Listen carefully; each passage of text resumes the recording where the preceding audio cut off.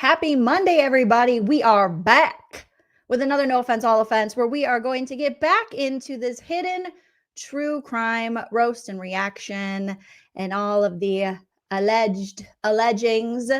So grab a beverage. Hopefully you're wearing something very comfy. Smash that like on your way in, and let's get this party started. If you like what you see, come and get it with me. I know you deserve all you want, 'cause your heart's made of gold. But don't wait till you're old. If you want it, I get you some. Hello, everyone. Welcome back to my channel. Stand-up comedian, pop culture vulture, Jolene Lunzer here for another No Offense, All Offense, where we roast and react to our favorite reality shows, pop culture news, trending topics. Sometimes we get into a little true crime. Today, we're getting back into the hidden true crime.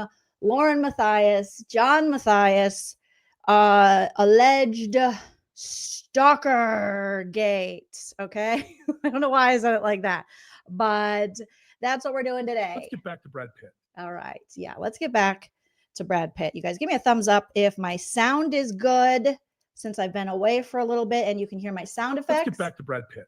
Yes. Let's get back to Brad Pitt. So smash that like on your way in and hit that subscribe. You guys, we are so close to 50,000 subscribers.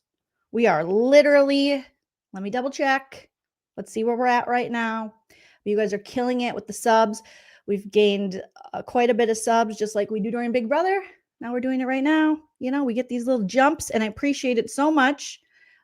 We have 48,875 subscribers. So we are so close. So share me with your friends. If you have friends who like weird ladies originally from Minnesota who roast and talk shiz, share me. And thank you guys. I was not feeling good. I've been sick for a little while, so I haven't been able to go live and do what I want to do, but I'm starting to feel better. So hopefully that remains. Oh, we just got 3 more subscribers. You guys are the best. I'm also testing out this multiple, like I have a vertical one going on YouTube and a horizontal live or landscape, whatever. That StreamYard does. So if you're watching on a very skinny up and down, like a short, like vertical, and you want to head over to the landscape, I think you can do that. Or if you prefer it the other way, great. I don't know how it works. We're just trying it. We're just trying it out, you guys. All right. If you want to support the channel further than liking or subscribing, you can always consider joining my membership here on YouTube or Patreon. There are some little perks that go along with that. Links are in the description of this video. My mods, I'm sure they're fantastic. They'll also, if they don't mind, dropping a link for both of those. You can also gift memberships to the channel. You can send a super chat while we're live here. I'll highlight your comment. It's a great way for me to see your comment. Or you can hit me up on the Venmo, PayPal, Cash App. Shout out to Gigi.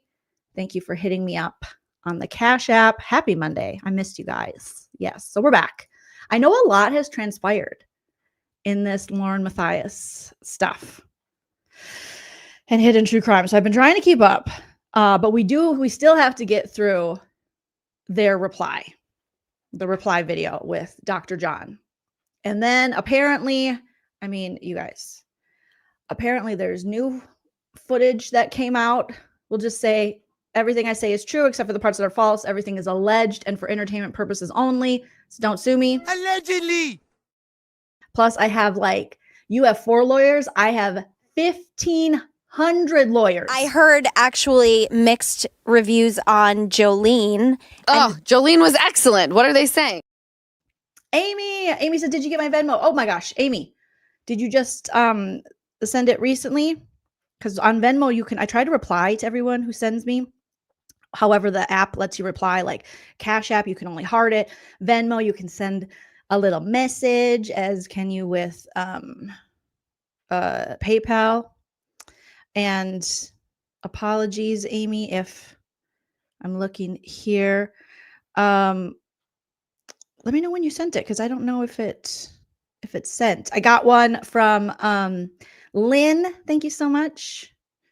Kelly Kell, Otter, Those are the ones that I'm seeing here. But yes, you guys are starting off the live so generous. Thank you so much, Meme, for the super sticker. And oh my God, Francis Farmer just gifted 20 memberships to the channel. We're going to have to do a members live. Members only live very, very soon. That is so generous. Thank you, Francis. Congratulations to those of you who received one. YouTube selects those randomly. So make sure you have that on in your profile on YouTube that you can accept gifted memberships. Also, thank you so much to Lady E Portland for the super chat saying, let's go. Let's go, let's go. And Joel Roberts, thank you for the super chat. Joel says, get yourself a root beer on me or cranberry juice for these UTIs. Because apparently she's drinking a lot of cranberry juice. Whatever you want. Thank you. I'm going to get a root beer mixed with cranberry juice. Like the Secret Lives of Mormon Wives, how they have those like soda pop shops and they mix stuff in there. So yes, thank you, Francis. Thank you, everybody. You're so generous. You're so kind. You're so beautiful. And you're all little pumpkin spice babies, and I appreciate you. So new footage came out. Apparently, Christina, the alleged stalker, that we're all supposed to be terrified of, apparently she had on those like X-Men glasses. I don't know what they're called. And so she had another vantage point. So we'll go over that video too of when the police were called on her at CrimeCon. And so we have a few new vantage points there. We still have to go over the Grayson interview. So thank you to all of you who have been sending me links to things that I need to look at. Meta glasses, that's what they're called, Jenny. Thank you. I'm going to call them X-Men glasses too, just for fun. Okay. Let's get back to Brad Pitt. Yeah, let's get back to Brad Pitt. All right. And Menards. Shout out to Menards, you guys. Big money when you shop Menards. Okay, it's been so long, I don't remember exactly where we were, but I think we were around the lower 2 hour. We're almost through. Right, you guys? The reply. Let me take a look here. And while I take a look, you guys, let's take a little look at Dr. John. So Brad Pitt has this allegation. I think Brad's cute, but Yeah, that's and fine. I think he's a great actor. That's fine. Yeah, But I haven't assessed him the way you have. that's And I fine. think he's a great actor. That's fine. Yeah. But I haven't assessed him the way you have. Assessed him the way you have. Assessed him the way you have. Because they're not allowing you to be complex. No, I need to conform. Yeah, when she's talking shit about people in the text messages, it's very complex. You don't get it. You need to conform, right? If you reject them, you're not conforming. You're not loyal. Like one of the themes that you see throughout this entire TikTok is, oh, she's a bad friend. Do you see how ridiculous this is, John? Even when you describe what's in the TikTok, oh, she's a bad friend. Do you see how that's not a crime? That's not a threat. That's not stalking. That's women who aren't getting along and they're acting petty and they're fighting with each other and they're trying to one up each other. I'm going to punish her for being a bad friend. She doesn't know I'm punishing her for being a bad friend. what a friendship is. That's Not a friendship is. the ideal. That's the You just summed up what's going on. reason why there's a real risk of violence here is because number one, this can escalate so easily. And number Or it couldn't. Name something that you've covered that started like this. With wine-soaked, upper middle class white ladies who get in fights and each other after making tiki-takis. That's not going to happen. And you know it, John. I'm ashamed of you, John. Oh, half of you got to go. You got to go by noon today. Y'all just set it up. Y'all set it straight to the Yeah, we heard the dog. No, John. They will just continue to talk shit on each other. No one will be schmurdered. two, you don't fit that ideal. You never did. You're not conforming to this very narrow, rigid perspective that they want you to fit into. What a friend is and their friend. And yeah. Yeah, they don't want you to talk shit about them. What a novel idea for a friend. Hey, can you not talk shit about me? Thank you so much. That makes this, by the way, I mentioned the moral crusade. That makes this an ideological battle in the sense that Not ideological. Not ideological. All right, you guys. I think I got the approximation of where we were when we last left off roasting this real piece of work. And if you are joining us here for the first time and you don't know what I'm talking about, Feel free to check out parts 1, 2, 3, 4, 5, 6, 7, or this is part 7. The parts before. I do have a part 1 of this that kind of sums up what's going on here, but we're back. We're back, baby. We are back. And thank you, Kylie, for saying that very nice thing about my hair color. Lexi, shout out to Lexi, my hairstylist. She's just like, she's young, and I tell her, keep me looking as young as you can. All right? Or as decent as you can, or as less dead as you can. All right? Okay.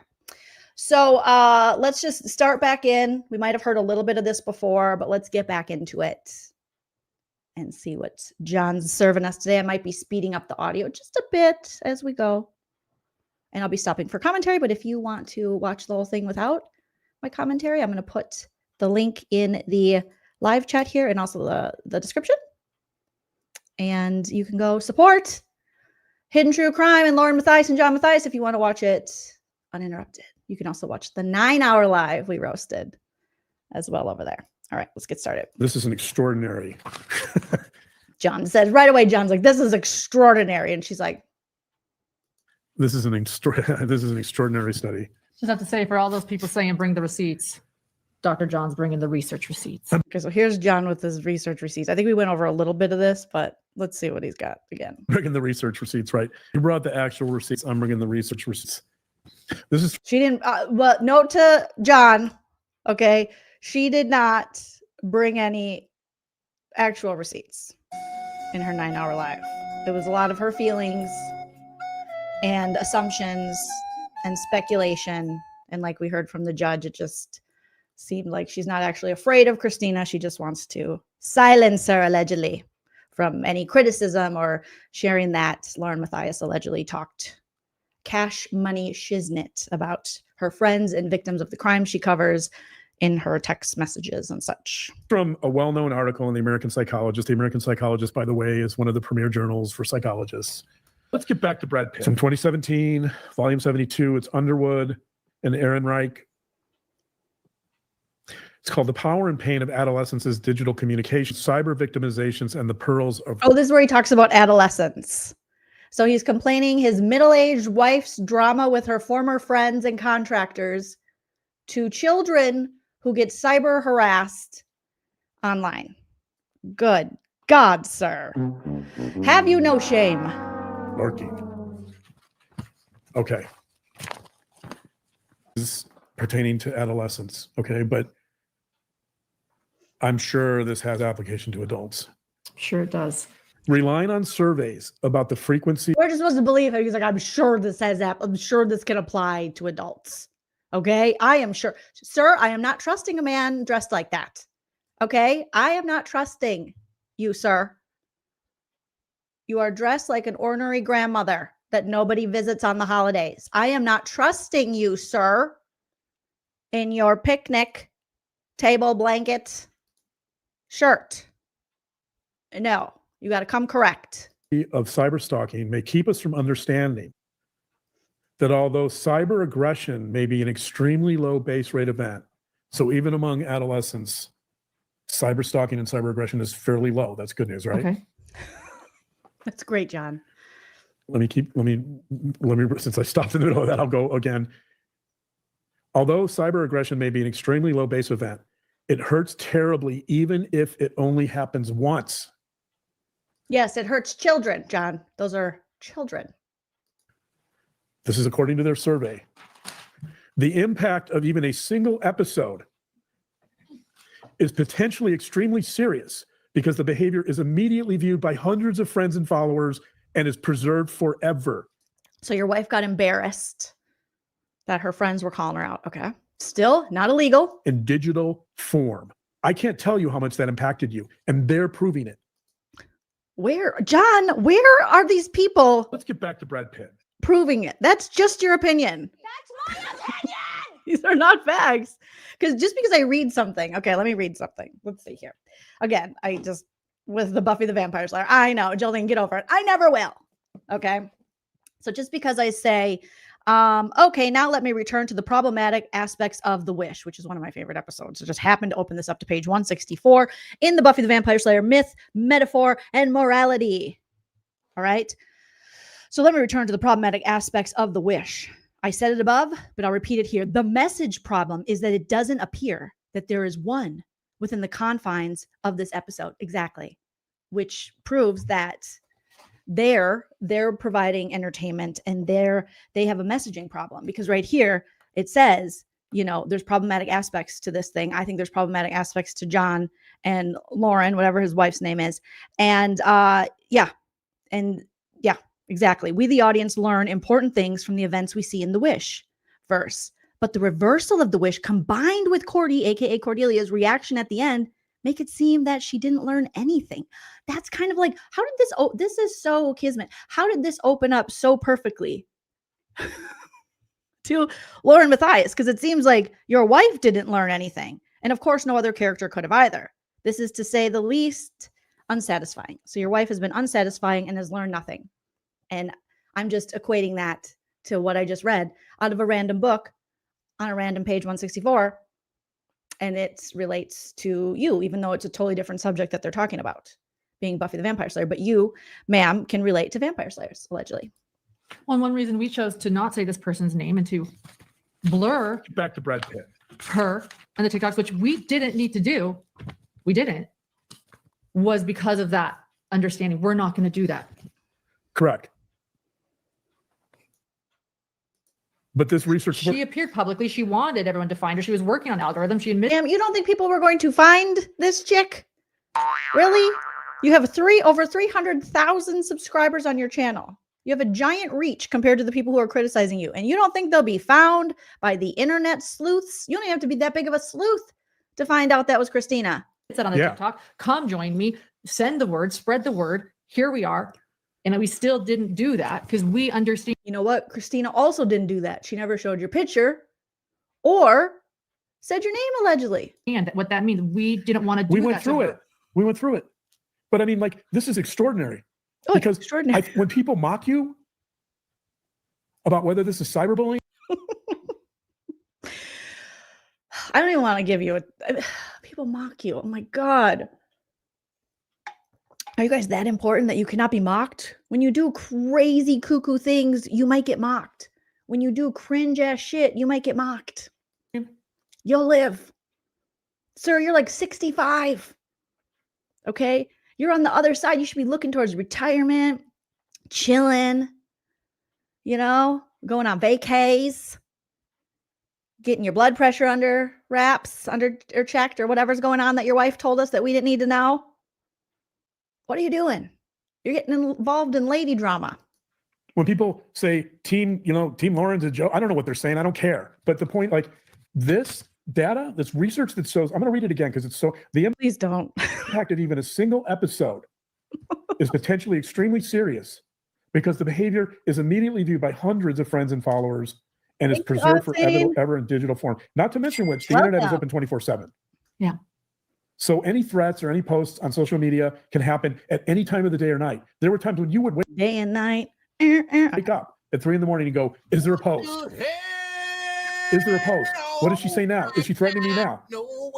But this, If you are waking up at 3 a.m.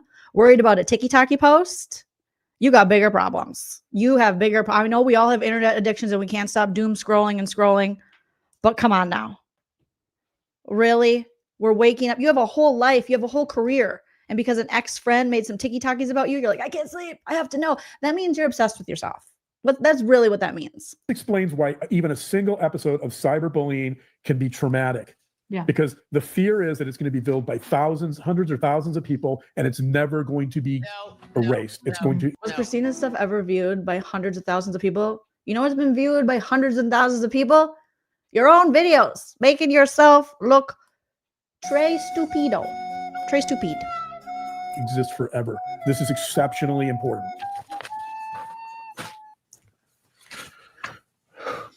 Let's talk about more victim impact. JB. Yeah, more victim impact. I'm going to read from Oh, yes. an article called A Developmental Approach to Cyberbullying, Let's pretend we're really excited about Dr. John's reading. Yes! Prevalence and Protective Factors. It's by Kowalski et al. That was my favorite. I used to shop at Kowalski's in Minnesota. It was I shouldn't say that because my dad doesn't like Kowalski's, but he's dead now, okay? Boom. I didn't kill him, Roasted. okay? It wasn't me. He just died. R.I.P. But that's a grocery store, okay? That's all I know about Kowalski. Just a little grocery store where my dad hates the guy who's passed. And I'm like, Dad, can we build a bridge? Thank you, Loki, for becoming a member. Welcome, welcome, welcome.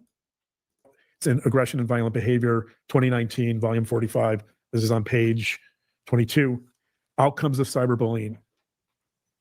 Quote, researchers have consistently found that cyberbullying is associated with a variety of negative consequences for both victims and perpetrators. Among the negative consequences experienced by victims are higher levels of anxiety, depression, loneliness, greater suicidal ideation, lower levels of self-esteem, and poor academic performance.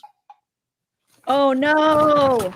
Have you noticed that? Oh, no. Lauren, have you noticed that? Lauren can't go to 7th grade and take her pop quizzes anymore because she is distraught.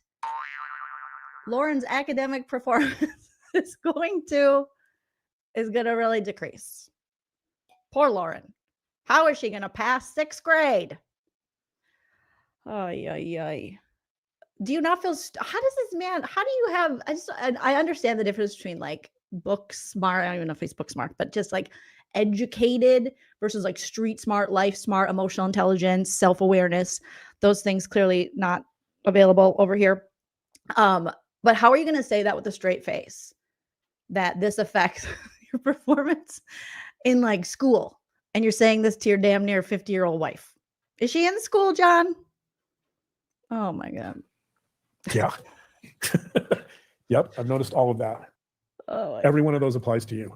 I'm going to go back to here. I'm going to return to the textbook, Criminal Behavior. oh, damn. I'm going to give their summary of psychological effects of stalking, specifically cyber stalking. Hey, Wanda. Page 523 of Criminal Behavior by Bardo and Bardo. Quote, not only does the cyber attack cause psychological damage to the self-esteem and self-image of the victim, but the message may be immediately viewed and forwarded by friends and other peers repeatedly over time. That's the point about how one incident can be so damaging. Oh my God. Because your friends can forward that shit over. Do you guys remember when chain emails were all the rage and your friends would send them to you and you were like, my friend Chris, oh my God, she would send them to me and shout out to my friend Chris, shout out to Chrissy. But she would literally send me every one. She's like, well, I have to, or we're going to die. I'm like, but don't put it on me because then I think I'm going to die. All right. So I still have PTSD from that. I still have trauma from the chain emails. And if you're old like me, you remember chain letters. People would mail that shit to you and be like, if you don't forward this to 50 of your friends, you're going to die. And you're like, what? What? No, I don't want to die. They're like, well, those are the rules. You better rewrite this shit, reprint it off, send it to, 47 of your friends, or you're dead, bro. I would argue that is more harassment and stalking than anything Lauren Matthias has went through. Thank you so much, Sandy. Sandy D, very generous of you, says, hi, Jolene. I recently found your channel and I'm loving it. I spent all weekend listening to your live streams of the Karen Reed trial. Oh, I hope you enjoyed those. The one you did when Shannon with one N, Shannon Burgess testified was one of the funniest videos I've ever seen. Thank you so much, Sandy D, for the kind words and the very generous super chat. I appreciate that very much. We had some interesting lives with the Karen Reed, if you guys want to check that out. I think it's important to understand that if you bully someone at school, if you taunt them at school, it may be captured by other people on cell phones, but for the most part, it's a one-time thing and it goes away. And I'm not minimizing that. That's horrible. But cyber stalking goes on over and over. And it's like, listen, these kids getting bullied at school, it ain't nothing compared to my wine-soaked wife. When her friends are calling her ass out, she's waking me up at 3 a.m. All right? I'm already not getting enough sleep because of the alleged sleep apnea. And then I got her rocking back and forth in bed because she's worried about some ticky-tuckies. Over again. You can't escape it. Can't escape it. Yes, you can. You know what you do? Don't look at your phone. Oh, not gonna look. Oh, not gonna look. Oh, I just escaped it. Oh, I put the phone down. Now, when you're a kid, I would argue a lot harder to escape because you go to school. Those same people that are cyberbullying you are there every day, and there's actual harassment going on. But with you, it's an account or two that you just don't have to look at that have no followers. Research studies often report that the overall effects of cyberbullying on the victim include anxiety disorders, sleep problems, loneliness, depression, substance abuse, poor academic achievement, low life satisfaction, and extreme cases, suicide attempts. Check, check, check, and Oh God, you don't stop weaponizing your wife's mental health. That's your responsibility, her responsibility. That ain't on us, bro. Log off. definitions and criteria of stalking. I've covered the types of stalking. I've covered victim impact. I've covered some of the psychological characteristics of the stalker, especially resentful and rejected stalkers. Let's move on to what I think is really critically important in understanding stalking, and that's the psychology of stalking. Yes, psychology. We're just getting started, guys. Let's get back I'm to looking at Friday. this, and you told me about this part, and this is important. I told So, you this is going to take a long time. yeah. And you guys are making fun of my 9-hour live. Dr. John is ready. You won't shut He's up. like, You guys have that in Hold common. my Coca-Cola. You guys love to hear your own voices. Cheryl, thank you so much for the super chat. Cheryl Joy coming in. Thank you. Look at Dr. John. He's like, what book will I look in next? Which one will I look at? Let me see. I got so many books. I love books. Okay. Here we go. I don't drink Coke. Hold my iced tea. What did he just say? What is he talking about? What's he talking about? Coke and iced tea? Dr. John, what did you say?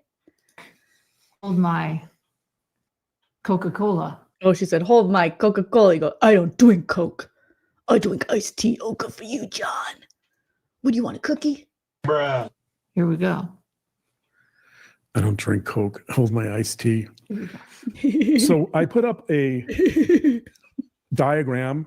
No! Ah! The diagram, you guys. I can't. Oh, God. A book called The Psychology of Stalking, Clinical and Forensic Perspectives. It's edited by J. Reed Malloy. This happens to be from his love chapter him. in the book, from the chapter by J. Reed Malloy. J. Reed Malloy is one of my psychologist heroes. He's brilliant. He's done a tremendous amount of research on psychopaths, early research on psychopaths. He's done a lot of research on So he's got, if he does work on psychopaths, he's got some stuff on your wife? Boom.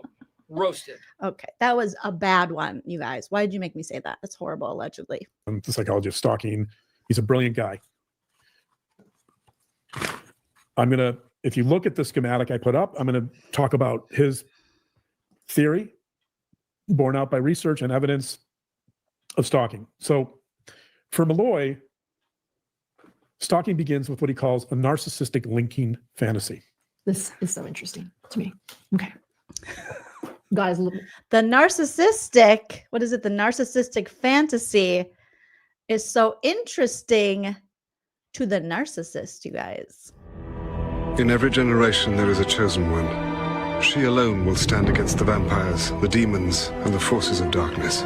She is the Slayer. Okay, Lauren. she was explaining this to me, and I was like, oh, okay. You're like, oh crap. Okay, here we go. A narcissistic linking fantasy. You'll see on the schematic that under the narcissist, it says I think this is their role play chart. Tonight, honey, we're going to role play as acute or chronic rejection. And Dr. John's like, again? That's always my life. All right, fine. We'll do defend it against with rage. "Oh, but you love raging out on me. Okay, I was going to play Rage Against the Machine and do that, but we'll do feelings of shame and humiliation. So you just play you, Dr. John. I'll just play me, and we'll have so much fun. narcissistic linking fantasy. And some of the typical narcissistic linking fantasies are, they're listed by Malloy: special, loved, idealized, admired by, superior to, destined to be with the object. So what does he mean by a narcissistic linking fantasy? What he means essentially is that Oh boy. someone with narcissistic features that's very self-absorbed creates a fantasy that links them to the stalked object. The God, that sounds like the call's coming from inside the house, Dr. John. stalked object in most cases is a person. The narcissistic linking fantasy. So there's a link between the personality, often with narcissistic features. That's how people become so obsessed, because they're narcissistic, right? They're Like your wife waking up at 3 a.m. to find TikToks about herself. That seems. obsessed and they're narcissistic. They create a link to this fantasy of the object. Those fantasies revolve around feelings. I'll read it. Yeah. Page 18 from The Psychology of No Stalking by way, J. it Reed, really link to makes narcissistic person. With narcissistic, we'll see on the schematic that under the narcissist, it says narcissistic linking fantasy. And some of the typical narcissistic does, looking up fantasies here. are they're listed by Malloy: special, loved, idealized, admired by, superior to, destined to be with the object. God. Who's supposed to spell check that? Grayson? Oh, it's a lot of S's. Rose, good find, Rose. Good find. Right, Monica? We see each other. Damn it, Grayson. We're not opening the windows in the basement for you. We crack them occasionally, those little windows. So what is he that's very self-absorbed, there's a link between, correct, they're obsessed and they're narcissistic. They create a link to this fantasy of the object. Those fantasies revolve around feelings. I'll read it. Yeah. Page 18 from The Psychology of Stalking by J. Reed Malloy. Quote, the general dynamic begins with the individual forming in her mind a narcissistic linking fantasy to a particular object. Such fantasies are characterized by conscious thoughts of being loved by or loving, admired by or admiring, in parentheses, idealizing, being exactly like, in parentheses, mirroring or complementing, in parentheses, twinship, or sharing a destiny with a particular object or person, in parentheses, merger. So I'm going to read this again without the parentheses. Such fantasies, narcissistic linking fantasies to a particular object, such fantasies are characterized by conscious thoughts of being loved by or loving, admired by or admiring, being exactly like or complementing, or sharing a destiny with a particular object or person. Okay. So you begin with a narcissistic linking fantasy. Okay. I'm going to start with that, okay? Because that's the basis of stalking. Yeah. But let's. He sure does know a lot about stalking. It's inappropriate. I'm gonna switch lanes a little bit here because I'm gonna come back to this, but I'm gonna switch lanes. We got another ghost transition, you guys. Beautiful. I'm gonna swerve a little bit here, and I'm gonna talk about an Eminem song from 2000 called "Stan." Oh, we're on the M&Ms. Oh my God, we're on the Eminem song. A Stan is basically Can you imagine Dr. John? How old was Dr. John when Eminem was first hitting it in the late 90s, early 2000s? Oh, I don't think he was a fan. combination of a fan and a stalker, and the song is specifically about a fan who becomes a stalker because presumably Eminem or a celebrity won't respond to this person's emails. So again, Lauren is a celebrity, limited public figure, to be exact. The reason I bring this up Joel says 43-ish. is because Not 43-ish. two of the detectives in Colorado that were responsible for executing the stalking order, they talked to you and Grayson afterwards, and they both referred to the TikToker as a fangirl. In fact, I wrote it down because Grayson told me what they said. Hi, Christine. One of the detectives said, I think this is a fangirl who rode yours. I think this is a fangirl who rode your coattails for a bit and then fell off, and now she's very angry about it. So again. This is important because although I don't really see you or us as celebrities, like No. in our little niche, in our little true crime niche, people know us, right? So it doesn't really matter whether we're not Brad Pitt, we're not Angelina Jolie, right? Like obviously we're not famous, but in our little niche, people know us. And that, by the way, is sufficient. That's sufficient to have someone fangirl you. Or me, I guess, to some degree. By the way, you get recognized all the time. Who the hell is going to fangirl Dr. John? Or me. Okay. In public. Last week was the first time somebody recognized. The lies some men tell themselves. I was at a Trader Joe's. They were like, is your wife the one that did that crazy 9-hour live? No, that was before. See, she knows. She knows. That's your new legacy, Lauren. I was wearing a mask. I was wearing a mask in Trader Joe's because I thought nobody would recognize me, and I don't want to get sick because Trader Joe's. I'm sorry. Were you wearing the mask because you didn't want to get sick, or were you wearing the mask, like you said, because you didn't want someone to recognize you? People really recognize you that much, Dr. John? It was kind of a tight space, but somebody came up to me and they're like, "Are you Dr. John with Hidden True Crime?" And I was like, John, stop it. Stop it. I can't. Some of these lies are getting really bad. Oh my God. It's an urban legend that never happened. That didn't happen, John. That happened in your head. Maybe. Who's asking? I don't know. I'm going to take schedule. Gotta go. Grayson. don't even give her a mic. The disrespect. Anyway, You were very flattered. I was flattered. She was very kind. I just And then now she's stalking you, according to you. Good now. thanked her for watching us. It sounded like he said I just banged her, but he said I just thanked her. But the way I cut it there, it said I just banged her for watching us, which would be like, well, it wouldn't surprise me at this point. Okay, we gotta go. Anyway, You were very flattered. I was flattered. She was very kind. I just thanked her for watching us. I told her I was very appreciative that she recognized me and watched us. But It doesn't happen a lot. it doesn't happen a lot. It happened once with me. My point is, though, that although you're not a celebrity at a major level, you're a celebrity enough to the TikToker that detectives are applying this label fangirl.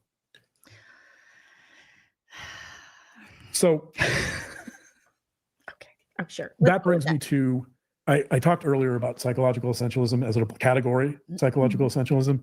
Now I'm going to talk about something called life force essentialism.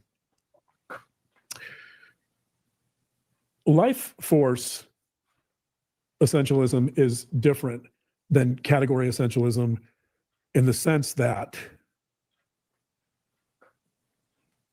John, get it together. All right, we don't have all day.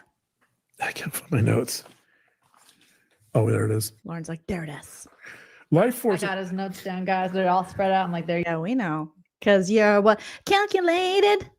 You're calculated. I am not buying it. You're calculated, Lauren Here Matthias. you go. Life force essentialism. Boom. I'm doing a good job of managing them. So You are. You're doing great. life force essentialism is different than category essentialism in the sense that with life force essentialism, people see things and objects as having an underlying essence. And oftentimes that underlying essence might be seen as having special properties. So like an example of that would be, Why does she keep looking at us? Stop looking at me, Lauren. Stop it. She's like, are you listening to my husband? If I have to, you have to too. Like, no, Lauren, we don't have to. You picked him, not us. let's say that Ohtani, who plays for the Dodgers, hits the game-winning home run You leave the Dodgers out of this, sir. in the World Series that's coming up. Mhm. The baseball that he hits, hypothetically, right? I don't, because the World Series doesn't play. The baseball that he hits, let's say the baseball he hits to win the World Series in 2025 is caught by a fan, right? Let's say it's caught by a kid. That baseball now has a lot of value. That's a baseball Germs. that if you just bought it off the shelf would be like $5, right? But because Ohtani hit it, it now acquires what's called life force essentialism. It requires a special property, this almost magical property of having been hit. Lauren strikes me as the woman who would grab the ball from the child. You know, be like, mine. And they're like, let the child have it, Lauren. No, I got it first. And you're like, but you're an adult, Lauren. No. And then Dr. John would give us a whole 4-hour dissertation on why Lauren should get the ball over the child. By Ohtani to win the World Series, right? It requires this life force quality that people want and they're willing to pay for. It's So baseball. It's baseball. it's a baseball. It's a baseball. It's just a It's baseball, special. right? But It's just a but baseball. And Brad Pitt. But it's now worth millions of dollars because people attribute these magical properties to it, or these special properties to it, right? The same thing is true of celebrities. So if, When I was a teen, I saved the pen that a singer signed with backstage. right, Yeah. because Oh, who was it? Which singer? you thought it had special qualities. And Right. so this is one of the reasons why people Which singer do you think Lauren Matthias put it in the chat? Saved the pen of that signed something for her. What do you want to think, guys? associate with celebrities. So for example, I remember years ago, there was some celebrity auction where I think George Clooney was like auctioning off one of his sweaters or something. And so George Clooney and Brad Pitt, you need to get the restraining order on Dr. John. let's get back to Brad Pitt. Oh my God. Like I said, her brother, not her brother, not the brothers again. No more brothers. And somebody paid like John $250,000 for that. The sweater by itself was probably worth $100, $150. I don't know. Maybe it's George Clooney. Yeah, but- $500, right?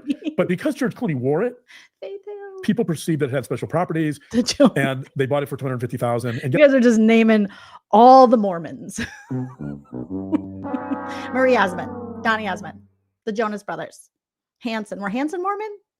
They could have been. I don't think they were, but they could have been. guess what? The person who bought it said, I will never wash this sweater, because the idea somehow is that even though it's the same damn sweater, George Clooney might have sweating it now. Right. Because George Clooney's DNA is on this thing, the person's never going to wash it because they feel like they have some connection to George Clooney, right?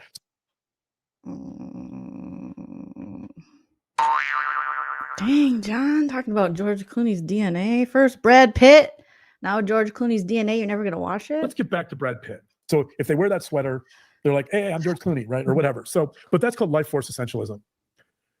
The reason I mention that is because when we think about this idea of a narcissistic linking fantasy, this idea of life force essentialism is part of that fantasy. The fantasy is that if you're, as the detective said, if someone is fangirling someone, they're trying to get some of that essence. So I think there's the part of this narcissistic linking fantasy for the TikToker here has to do with this idea of being let's call it a pseudo stan or a semi stan, right? It has to do with the fact that all the detectives in Colorado that talked to you about the situation, they saw the TikToker as a fangirl. That's how they defined her, right? And so it's interesting that there's this fantasy here about whatever the special quality you have, it's going to rub off on her. And that's part of this. That's part of this idea of not wanting to lose that connection to you. And having said that, I think it's if we're going to talk Did Dr. John just say that this lady wants his wife to rub off on her? What? about the psychology of stalking, there's some elements here that there's been some research on stans that we need to talk about. So some of the elements that they found that create stans that engage in this type of celebrity worship or even fangirl people at a lower level like you. Scissors. They found that an insecure parent-child Oh attachment. my God, he just called you a lower level celebrity, Lauren, your husband. He called you on the bottom of the barrel. He called you a bottom feeder celebrity. Is typically common in stans. They found that parental absence, so not even abuse, not neglect, not childhood trauma, just parental absence. So one parent, one or the other, or both parents can be absent more than usual. So now you're making assumptions about people that don't like Lauren because she acted like an asshole to them allegedly. You're making assumptions about their parents? What? Let's get back to Brad Pitt. That is so effed up. This guy's supposed to be a professional and he's just out here. I mean, does she know something about her ex-friends, private business, about their family or their upbringing? Sir, you are a clown. Oh my God. The presumption here is obviously that if a parent is absent or not giving a child. Do they know? This is so shitty if there actually was a situation or like a parent there, maybe Christina or one of the women involved in this, had a parent that wasn't involved. And then they're using this and weaponizing this in front of all these people. Just making the assumption is gross enough. But something tells me Lauren might know something. Enough attention. It could be that you grow up in a really big family and maybe one of the parents isn't as available. The presumption is that the reason you stalk celebrities or you fangirl. No one is stalking your wife, dipshit. I can't say it enough. No one is going to take the time to stalk your wife, not her ex-friend. Now, maybe a old white dude that looks like you might, okay? But not her ex-friends who are just calling her out. They're not stalking her. Stop it. Pseudo celebrities or semi-celebrities is because you're trying to make up for that parental absence. You're trying to engage with a parental figure or a special figure that somehow is going to give you something you didn't have when you were a child. Yes, Lauren Matthias is going to give us something we didn't have as a child. Shut up. I don't have any phones now. There was a study in Hong Kong that looked at not Hong Kong. Why are you bringing Hong Kong? Hong Kong catching strays in this. Adolescents who engaged in celebrity. Okay, again, adolescents. How old do you think your wife is, pervert? She's like, isn't she like my age? 45, between 45 and 50? She's a fully grown lady with allegedly a fully grown brain who can fully process things. She shouldn't be compared with studies done to adolescents. Worship. And what they found was a couple of things. That the subject in the study who did not have any particular preference for celebrities tended to have fairly high confidence and fairly high self-esteem. The kids who did. You guys clearly don't have high confidence or high self-esteem because you can't even take the little bit of criticism. You break down. You're so fragile. Who went after celebrity. Why is he who went after celebrities? Why are you leaning into the mic for that, Dr. John? He's tended to have fairly high confidence and fairly high self-esteem. The kids who went after celebrities and who went after what happened? What happened? Why did he do it like that? Engaged the stans who engaged in more celebrity worship. Does he know how the microphone works? They had a weaker sense of self and lower self-confidence. The absorption addiction model says Oh, that was another, it was a little bit of a ghost edit. that stans or fangirls or fanboys, whatever, stans pursue Steph said he's farting. You know what he does remind me of? If you watch The Real Housewives of Salt Lake City, he reminds me of Bronwyn's husband. What's his name again? I hate that guy. And she was told recently, he's also older, kind of looks like Dr. John. And Bronwyn was told that her Todd, yes, the Todd father, Todd, that Todd was caught making out with someone while farting. And I bust out laughing. That's ridiculous. And Mary Cosby was like, I don't know what's more embarrassing, finding out that your husband is making out with someone or finding out that your husband was farting. And I was like, right? I would almost rather they tell me my husband is making out with someone. Making out and farting? Why is he farting while they're making out? Why are you making out with anyone who's farting? But I imagine that that's how Dr. John would allegedly make out. Just farting. social relationships. So in other words, not real significant, not relationships where you know someone. Stans pursue parasocial relationships to make up for shortages in their real lives. And in that pursuit, they end up losing themselves. That's called Stans in general. That's called the absorption addiction model. And I think we see elements of that here. That I think in some ways that, you know, a lot of people have said online, get a life, grow up, right? That's saying the same thing. I love those people. Where are those people? These are my people. These are the people that are here. We're saying, grow up, get a life. That's you. We're talking about you. Grow up, get a life. That's saying whatever's going on in this person, this TikToker's life, that it's somehow deficient. When it comes to me, Christina's life is deficient. Okay. Thank you, Dr. John. Not you and your wife who have to go online for damn near 24 hours combined and try to talk people into believing that she was stalked when she wasn't.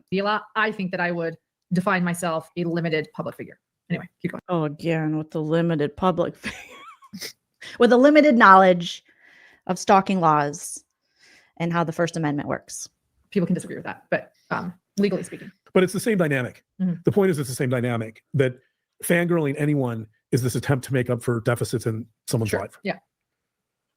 But don't be a fan of anybody. That means you have a deficit. You have a defecating deficit in your life. Look at Lauren. She's so bored. There's a woman, her name is Amanda Montell. She wrote a book. Amanda Montana? Who? Called The Age of Magical Overthinking. This is going to be a quote. Is she related to Joe Montana? From her book, page 24. Oh, page 24. You guys get your books out. Page 24. Again, not that deep in the book, John. About celebrity worship. This doesn't refer to you. This just well, then what's the point?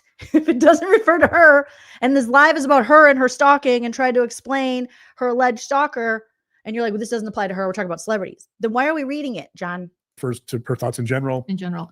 Quote Montell, quote, page 24. In both the public and private spheres, worship is dehumanizing.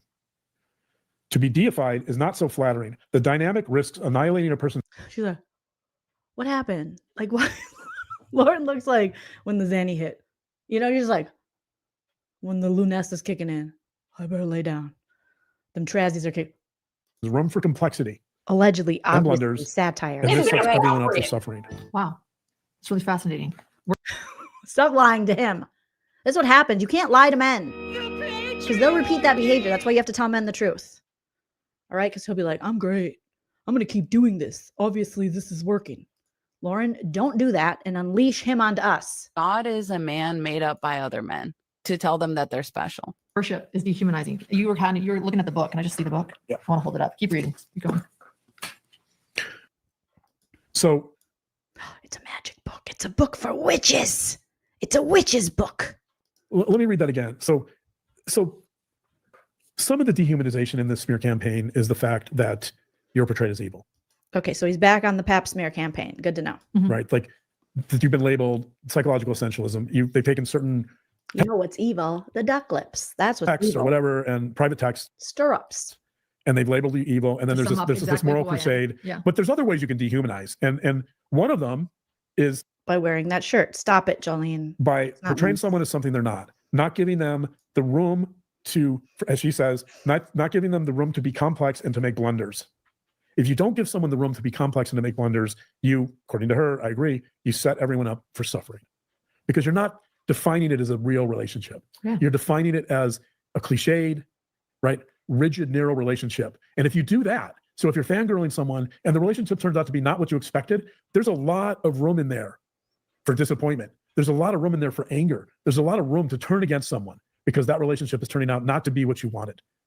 And so now that I'm thinking about this, I'm actually going to read another quote from Amanda's book, Act Like I Know Her. Really interesting. You did not talk about this. Act like I know her. I don't know her. This is really interesting. Stop lying to him. God is a man made up by other men to tell them that they're special. Stop it. Yeah. It's a very interesting book. That's true. I see celebrities dehumanized all the time. Real celebrities. Okay, yeah, but that's not you. And it has nothing to do with you. And you're not a celebrity. And nobody's dehumanizing you. So I don't get it. Here's what she says. It's just a sentence. It's simple, but I think it's totally relevant to our discussion. Quote, page 21. Quote, only page 21. Nearly every Stan worship A-lister has seen their flocks mania pervert overnight from devotion to disdain. Some of the people she talks about, Beyonce. Huh? Are you really going to use an example of Beyonce with Lauren Matthias? This is next level cringe. I am so embarrassed for you. I wanted someone who was good at pretty much everything.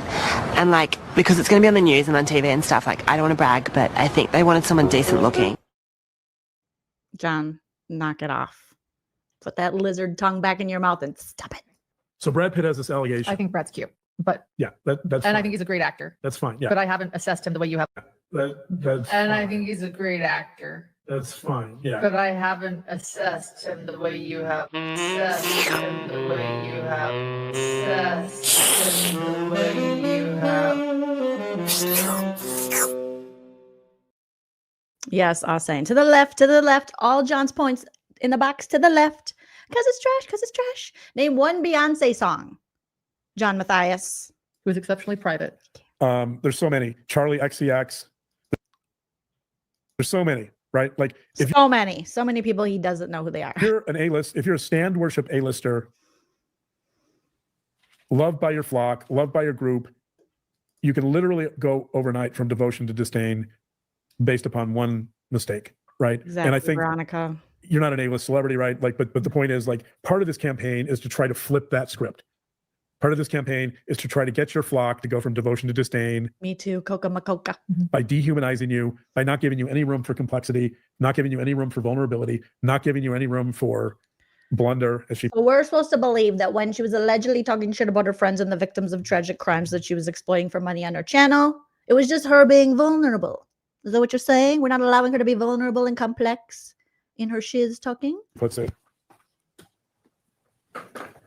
What is she writing down? There's nothing to write down there. She's like writing down, I am Beyonce. Bay. Okay. Mm-hmm. Yeah. And fortunately, our viewers are astute and they see through that. But yeah, that's why they're leaving in flocks, John, allegedly. Boom. Roasted. But that's part of this. Yeah. Your gems, not minions. Yeah. Our gems, not minions. Yeah, I know. Right. Let's go back. No, let's return. Oh God, do you see her look at us? She's staring through our souls. Our gems, not minions. Look at her. Your gems, not minions. Yeah. Our gems, not minions. Yeah. Right. Let's go back. No, let's return. That listen, if we're talking about threatening, that look that Lauren keeps giving the camera is threatening. She's like, our gems, not minions.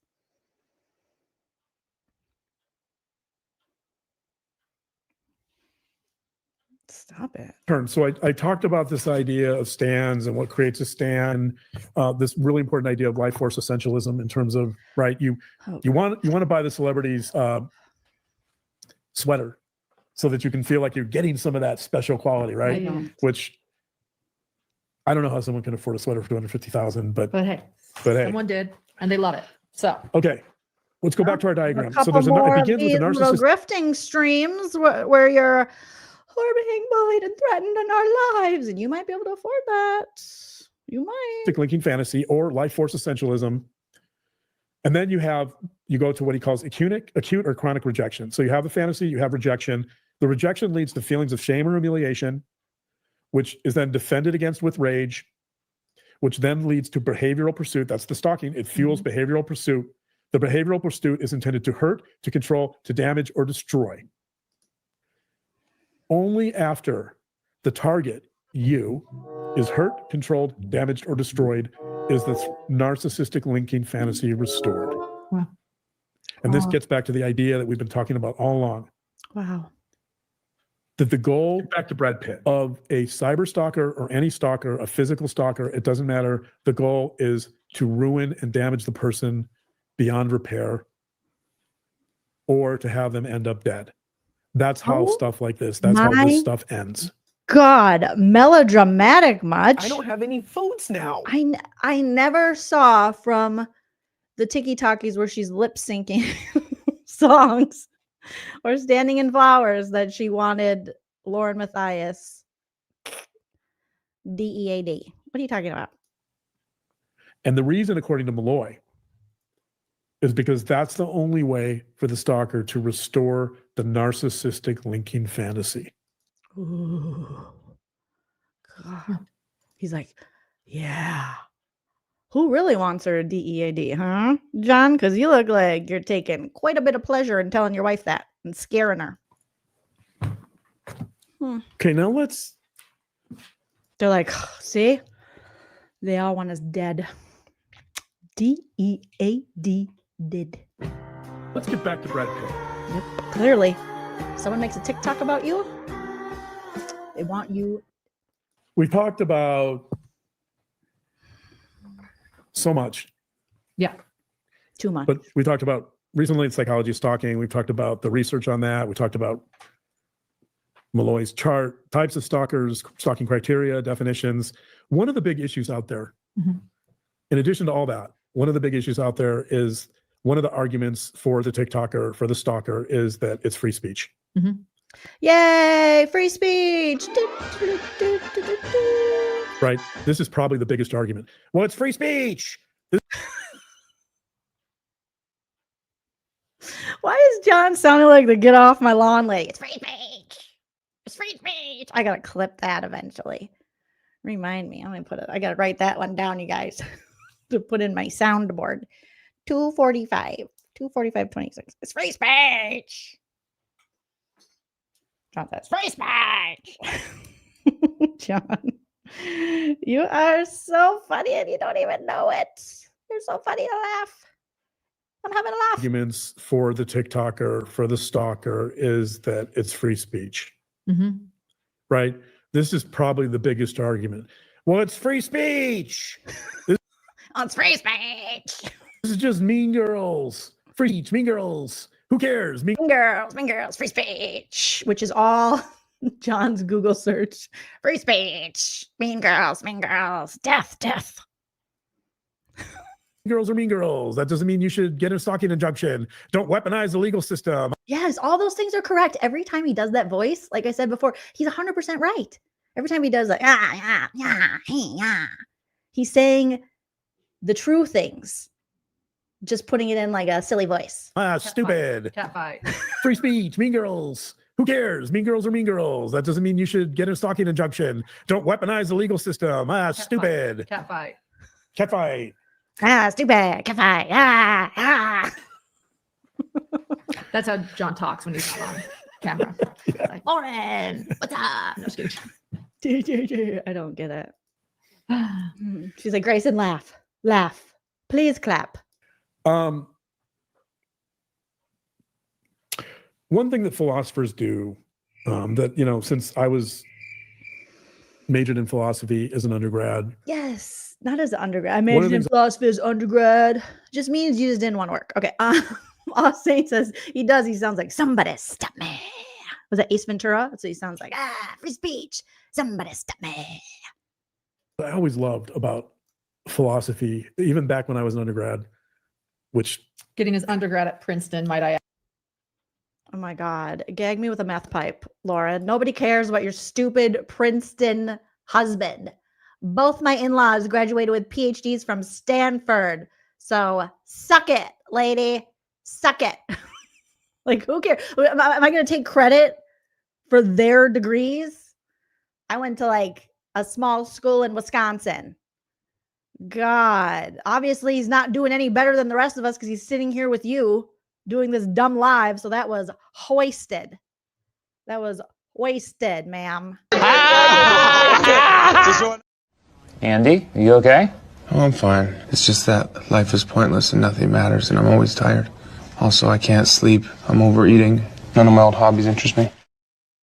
Yeah. Absolute waste of time. So fucking boring. Jesus. Princeton's like, we're not claiming him. We're not claiming him. Okay. There's like such a difference between being proud of your husband to just being like a blatant, just show off. Just like, he went to Princeton. I bet he was somehow like legacy or something. One of the things I always loved about Also, while you're trying to be more relatable to people, you're just pushing your Ivy League husband's education in people's faces.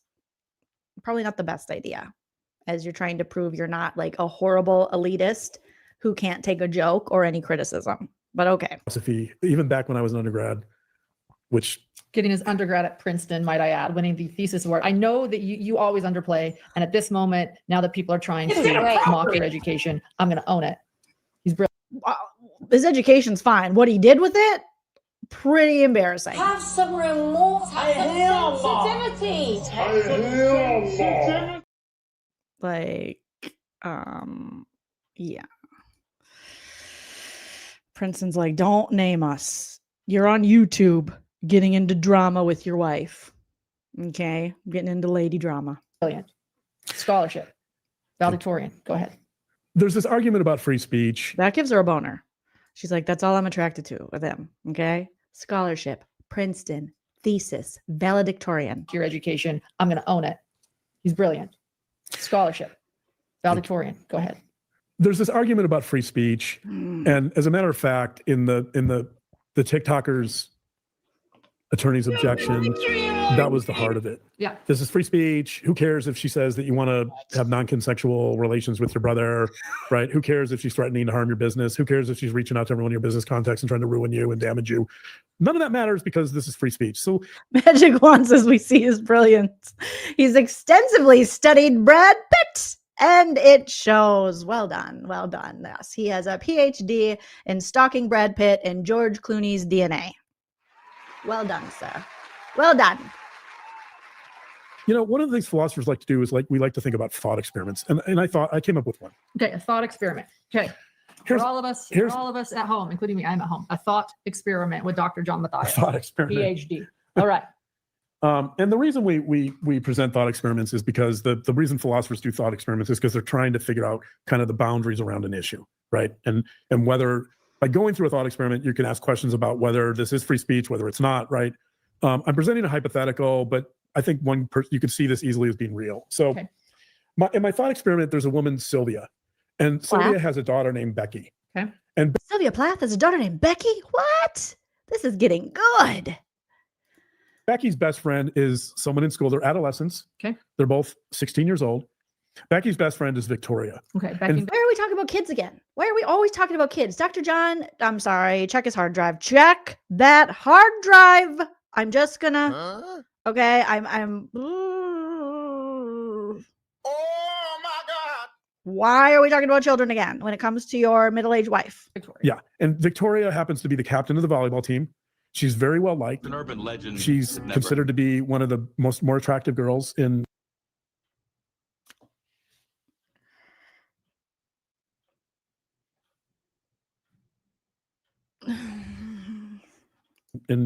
her class, Okay. and which Him saying that a 16-year-old was saying, man, one of the more attractive girls in her class. Just gross, John. Completely unnecessary. To be bringing up teenage girls and their attractiveness to talk about your wife situation. is I think sophomore, junior years in high school. But Becky and Victoria have a falling out, and Becky's very angry at Victoria because Becky wanted Victoria to help her join the in crowd, and Victoria was kind of on the fence. She didn't really know how to do it, but she was happy to help her. But Becky thought it wasn't enough. Okay. Becky felt like that she was being shunned by Victoria in certain areas, and that Victoria could have helped her more to become more popular. Okay. So Becky goes home to her mother, Sylvia, and Becky says, "Mom, I'm really hurt. I just got shunned. I just got rejected by my best friend, Victoria, and I don't know what to do, and I don't want to deal with her anymore, and I'm done with it." And Sylvia says, "You know what? I love true crime. There's this raging debate online now about a stalking situation, and everyone says it's free speech, and I agree it's free speech. And you know what you should do, Becky? You should open a TikTok account, and you should target Victoria." And what mom would say that, dipshit? You are so like, I am not buying it. He is stretching for the first time in 20 years. Like, this is a stretch, John. So if we don't stop this right now, there's going to be children whose mothers are going to tell them to make targeted accounts about each other on TikTok. What you should do with your account is you should try to harm her and ruin her life. Yes, that sounds just like what a mother would say. John, you're such a boner. You are such a defective boner. Oh my God, this is why we can't let straight men run everything. Oh my God, fuck. I can't with this. As much as you can. Man, why are you letting this guy on your channel? Why are you married to this? Ew. Because that's perfectly acceptable under free speech. Because Lauren Matthias' story. And what I recommend you start with is that you start with a post that you want to come back to, by the way. You want to repeatedly come back to this post, but you start with a post about how Victoria engaged in non-consensual contact with. Oh my, don't even say it, John. I know you're going to bring up the brother. I think he likes the story because you keep saying it and we don't want to hear about it. It's inappropriate. And with kids, and you're equating it with kids. Oh, you nasty. Several of her younger siblings. And Becky says, "Oh, that's great. Oh, that's great. Thanks, Mom, for the tip. I will go do that now." What in the dejected, like rejected Lifetime movies going on in his brain? Sounds great. I hate Victoria. I want to. Oh my God. Oh my God. She's like, I don't know if this is. I'm just going to let him go because he did go to Princeton. A lot of pervs went to Princeton, Lauren. Start this TikTok. I want to really hurt her. So she posts the first TikTok in a video of Victoria engaging in non-consensual relations with her. I'm sorry, what? Now it's a TikTok of her engaging in that. How did we get here? What? What? How is this even on YouTube? Her younger siblings. What? Oh, you nasty. Oh my God, Lauren, that's your husband. Ew, wait, no, I didn't mean to. Oh. Goes viral. Oh, you're fucking gross, dude. He's like a little. Victoria is really hurt. People believe it. People start shunning Victoria. But you said post a video of her with non-consent, and that's not at all what happened with your wife. Your wife shared a story about her brother's jizz, and then Christina retold the story she told her. Whether that was right or wrong is open for debate. But why are we having middle school? People start avoiding her. None of it's true, by the way. But you said she posted a video with like proof, like proving that she was doing this. Isn't that how he said it?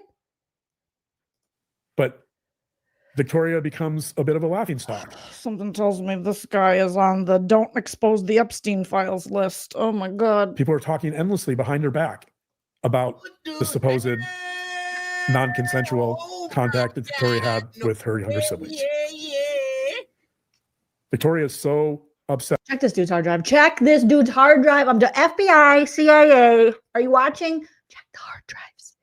Check the hard drives. No. Like healthy adult men don't think like this. Check the hard drives. By this.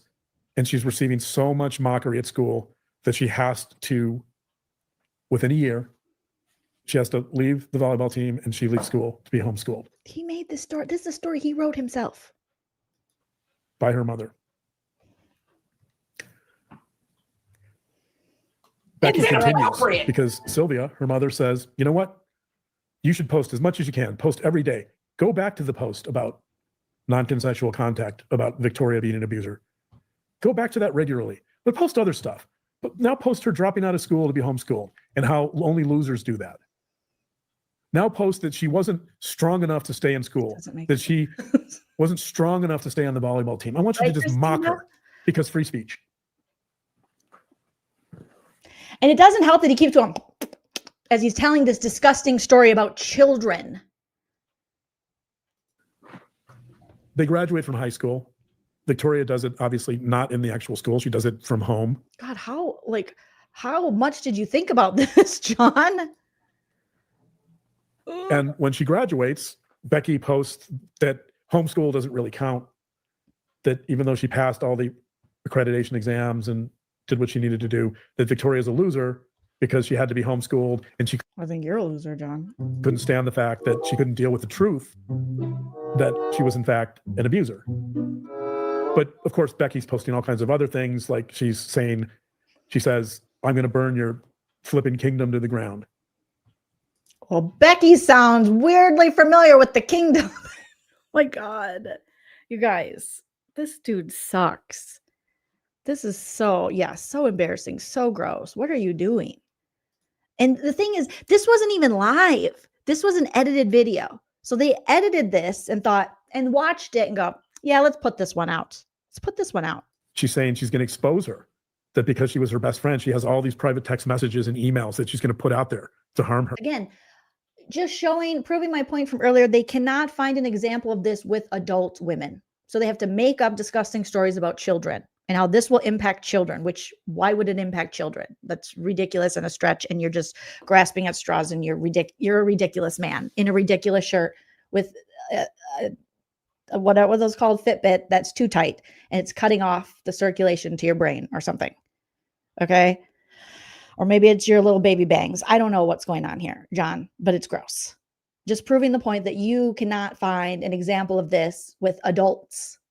So you are exploiting children to make this point because your wife just can't own her shit. She continues posting every day. So gross. Years pass. Olive. Still posting. Victoria gets married. She sees that Becky sees that Victoria's posted photos of her marriage. So she mocks her marriage. She mocks her husband. She talks about how ugly he is, what a loser he is. How far? Now the kids are adults? So you really think someone's going to follow? You think they're going to follow each other and harass each other for this, John?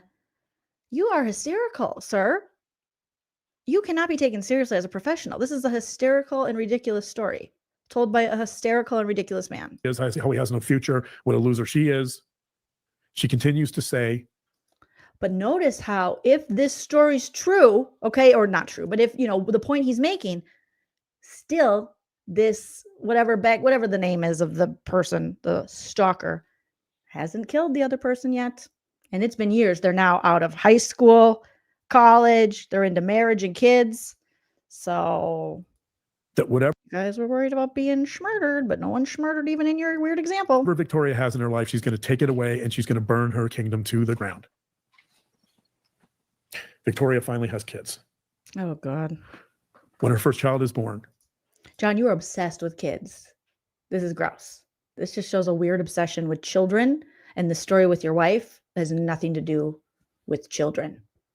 Becky posts that she believes Victoria is now going to abuse her child. She posts that her children are losers. She posts that CPS should become involved because, of course, she's an abuser and the child are going to be taken away. So why doesn't CPS jump in now? And she can do all this because, of course, free speech. She can say whatever she damn well pleases, right? Free speech. I don't think so. I think by this long, I think she might have a case for this long. For 20 years of harassment and defamation, she might have a case. She might have a case here, John. Good God, you idiot. Victoria has another child Oh my God. a couple years later. Same How thing. many children is she having? Chickenhead PK Dorkface Neely, thank you so much for the break with the super chat saying he lost me when he went down the Brad Pitt land. He's not right. Something's wrong with this man. Something is wrong with this man right here. Something is wrong with him. Why does he think like this? If my husband was thinking about teenage girls and this, I'd be like, I'm sorry, what? She has another child. Same thing. 911. Becky keeps posting that her children are going to be sexually abused. Oh, good God, you sicko. Your wife told her friend about her brother's sperm. Post-mortem sperm. And we somehow got here. She keeps posting that Victoria's an abuser, that CBS should get involved, take her kids. She won't stop with that theme. She won't stop. Let's get back to Brad Pitt. I miss Brad Pitt when he's talking about this. Let's get back to Brad Pitt. Victoria's struggling. This is taking a toll on her. It's taking an immense toll on her. So finally, Victoria and her husband decide that they're going to pursue a stalking injunction with the court. It took them too long. I'll be honest. You guys are being melodramatic, but I think Victoria and her husband, they have a legitimate claim because an adult is going after children. The initial Same way if Victoria and Becky or whatever their names are real, you need to file something on John ASAP, PIMP. injunction is granted, but they go to court, and basically the judge says, this is just a cat fight between two now adult females. This is a cat fight between adult females, and of course, free speech. Because you know what, Victoria, I don't think Becky should be silenced. I don't think anyone should be silenced. So just That's not how it works, dickhead. basically take it.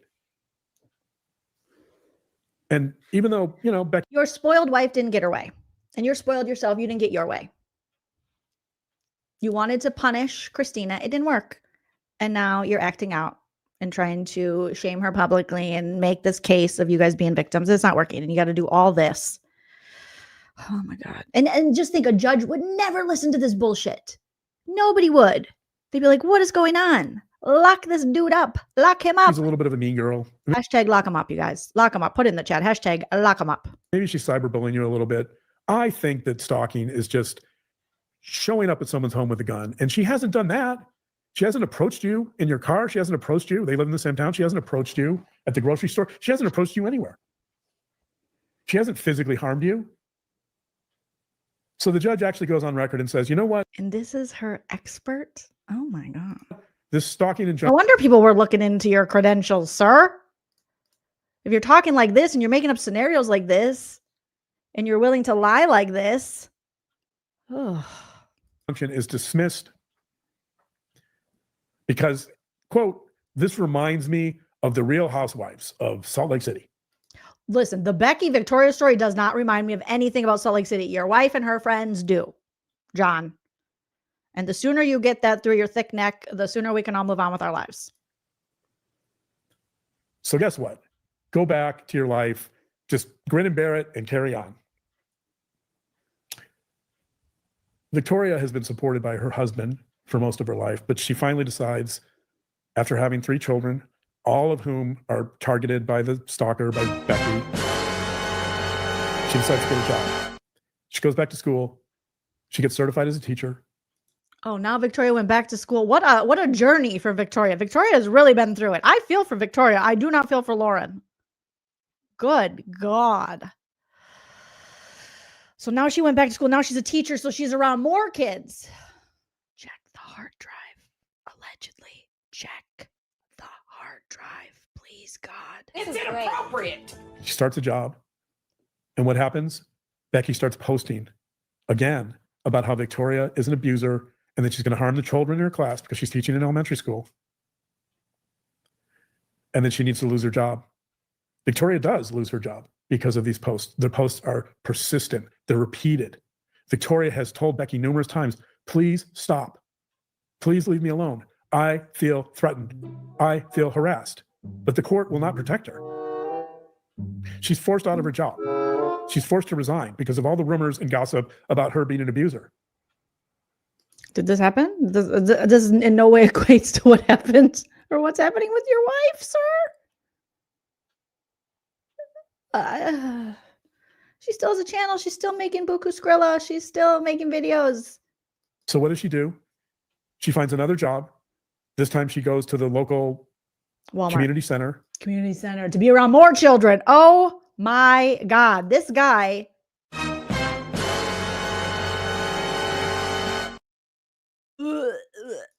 She loves working with kids. She's got check the hard drive. 3 kids. That's her passion. But guess what? Becky's persistent. Becky takes back to social media and tells the community center. He's trying to think. He's like, I didn't get this far in the story. Okay. What does he say? What does he say? You are an abuser. You should not be working at this community center. You're putting all these kids at risk. Lo and behold, this is a lifelong civil stalking injunction that's going on here. You guys, Becky is persistent to say the least. Victoria loses her position once again. So she would actually have a case for like defamation and slander and stuff because she has actually lost work. She could prove she lost work due to these allegations and her contacting her work. Lauren can't prove anything because she just got in a fight with her friends. Because Victoria doesn't know what to do. Not care. Because she still loves kids. She starts a YouTube channel. Now Victoria becomes a YouTuber? Good God. We have went through her whole life and it has been shitty, Victoria. I am so sorry for Victoria. Now she started a YouTube channel. Ugh, bottom of the barrel. And the YouTube channel is unhidden true crime. It pertains to children's education. She again with the kids. Reads books, children's books. She's just doing anything she can to help kids. But guess what? Why does she want a YouTube? Was she read? But Becky thinks that's absurd because there's no proof of this whatsoever. But Becky decides, of course, that she shouldn't have her YouTube channel or any way to make a living because she's an abuser. So she starts posting relentlessly on her TikTok again about Victoria and her abuse. An online TikTok has really been around. So now we're looking well into 25 years possibly of this story he's been telling. And TikTok is still, I mean, I'm surprised. I thought by now TikTok would be replaced by something else. So I think that's the most unbelievable. One of the most unbelievable things about this story is how the longevity of the TikToki without being replaced by something else. Mob flocks to her channel, which is starting to get some momentum finally. And she's canceled. Oh, not canceled. The worst thing that can happen to a person.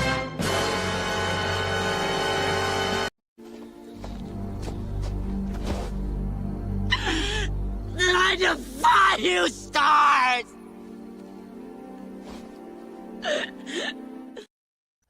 I defy you, cancellation.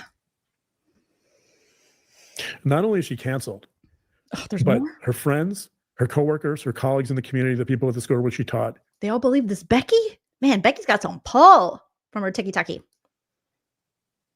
They all turn against her. Wow. This is so stupid. So finally, after all these losses and all this trauma and this rumor that she can't dispel, even though she said repeatedly, I did not do that. Even her siblings have said, she did not do that. It doesn't matter. You're terrible, She's continued Muriel. with this lie over and over again. It's called the sleeper effect. I am If you not tell a lie enough, over and over again, people believe it. People start to believe it. Or the propaganda you guys are trying to push that you were actually being stalked and harassed. If you say it enough times, people will believe it. People started to believe it. And then people started looking into it and going, wait a minute, just a second. Check his hard drive. Which is actually what's happened. That's what's happening with you. People are telling lies over and over, and people are believing it. Who? Nobody knew about this until you brought it to your hundreds of thousands of subscribers. Like nobody knew. So finally, after years, and by the way, so Becky meets with her mother for lunch. Her mother's still alive? Well, that's a bright side to this story. And she tells her mom, Sylvia, not to be confused with Sylvia Plath. She did not put her head in the oven. She is fine. She's alive and well. She said, Mom, that was great. That was great, Mom. I've loved it. I've loved spending my life stalking this woman and making up lies about her. I've loved cyberbullying, spending my whole life. We don't know if Becky's married. We don't know if she has any kids. All we know is she's on the computer 24/7 harassing Victoria, allegedly, according to Dr. John, and just trying to just destroy her life. Okay. She's like, thank you, Mother, for the wonderful advice. I have enjoyed wasting my time on TikTok talking about Victoria. and Victoria's siblings. You know, you allowed me to see quite clearly that because of free speech, I have a lifetime pass. I have a lifetime ticket to just ridicule and threaten and harass this friend of mine who didn't do enough for me and who rejected me. And she thanks her mom and says, wow, this has just been great. Free speech. It's been such a nice life. Free speech is great. I've just devoted my whole life to going after this woman, and it has been fun. Speech is so great. I love it. I love it. And oddly enough, Sylvia says at this lunch, Sylvia says, you know, I've been watching this and, you know, maybe it's too much. Maybe you've gone too far. Maybe you should really rein this in a little bit. But Becky says, because the mom is knocking on heaven's door.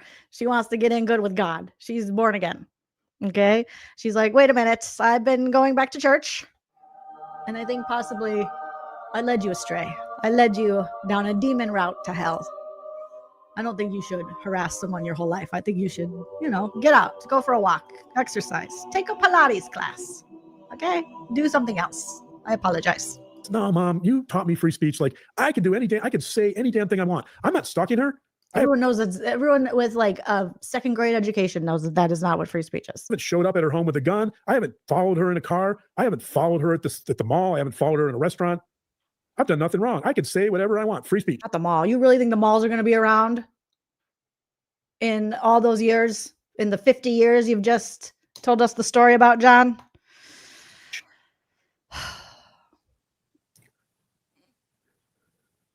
So the way that look at Lauren, even look at him. Lauren, that's your husband, girl. I hope you're proud. Is that the man you lay with? That's the man you lay with? You better be doing a little investigating at home, allegedly. Look at her look. She knows. She knows. She's like, it's getting a little too much. Chicken head, PK Dorkface Neely. Thank you so much for the super chat. I gave the wrong sound effect, but you know what I meant. Going to dinner. I'm going to go harass. Yeah, go have a harassing dinner, allegedly. Okay. Moments and Trading says, Judge, call your next witness. Lauren's attorney. Plaintiff calls Brad Pitt to the stand. Brad Pitt. Have you ever been stalked? Brad Pitt. No, that guy, John, sure seems obsessed with me. He really does. He really does. Elena, thank you so much for the super chat. Says, when does Victoria dig up the scrolls? It's coming. Patience. Patience. The way this ends, and I don't know the final ending, but the way this he's going to try to sell this. This is John's movie. This is John's creepy movie. Story ends, the way this thought experiment ends, is that she wakes up one morning in her bed.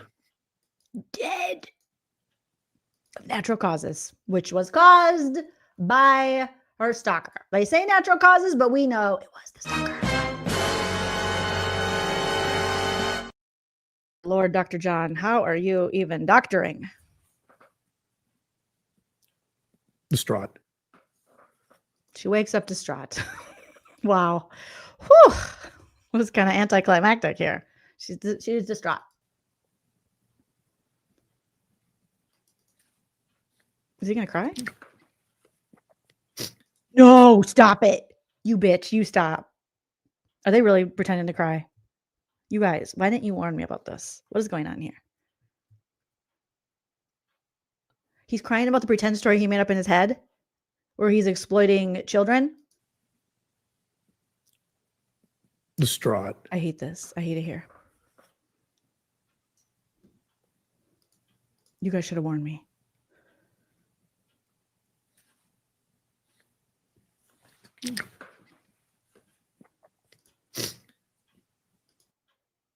What the fuck? And she tells her husband. Are you the husband? Are you the husband? That she can't keep doing it. Oh my God, shut the fuck. You guys, why didn't you warn me about this? I feel yucky. This is that yucky cringe where it's not even enjoyable. Okay, let's take this. What? You can't get the stinger out? What did you just say?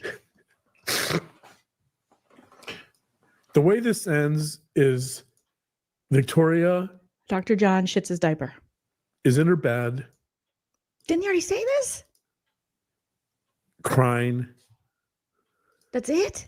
This is a shitty ending. This is going to get rejected. Okay. When you go pitch this it's going to get rejected. You're going to need some help. It's going to need She wakes rewrite. her husband up and she tells him, I can't do this anymore. I know I've been doing it for 60 years, but today's the day I can't do it anymore. John. His name is John too?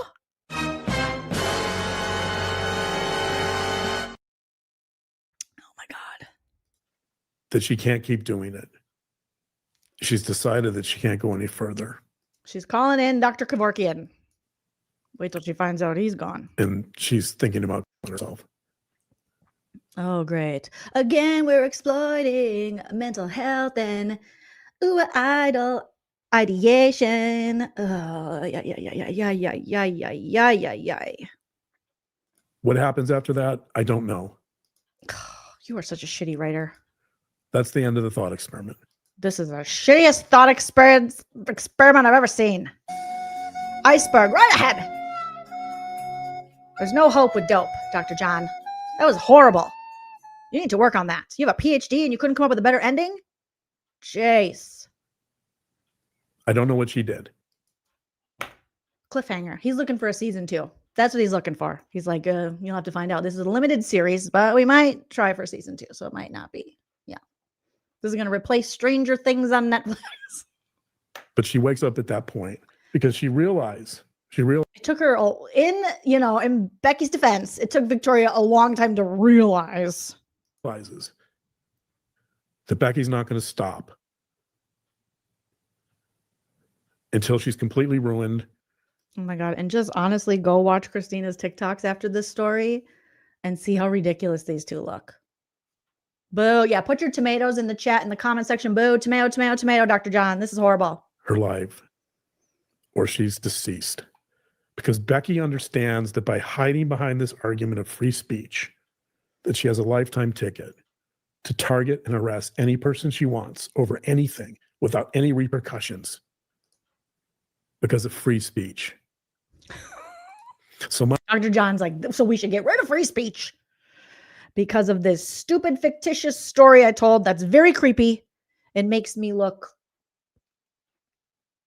pretty weird. So obviously, if you're going to criticize my wife, we should get rid of all free speech. my challenge to people with this thought experience, my challenge to anyone is to say to them, You're challenged because this was just, I can't believe you said this shit out loud. I can't believe this exists in your brain. You're gross, dude. if you're a mother of someone, a daughter or a son, if you're a mother, Don't tell me about a mother. Are you a mother? No, you're not, John. He just looked at us. Ew.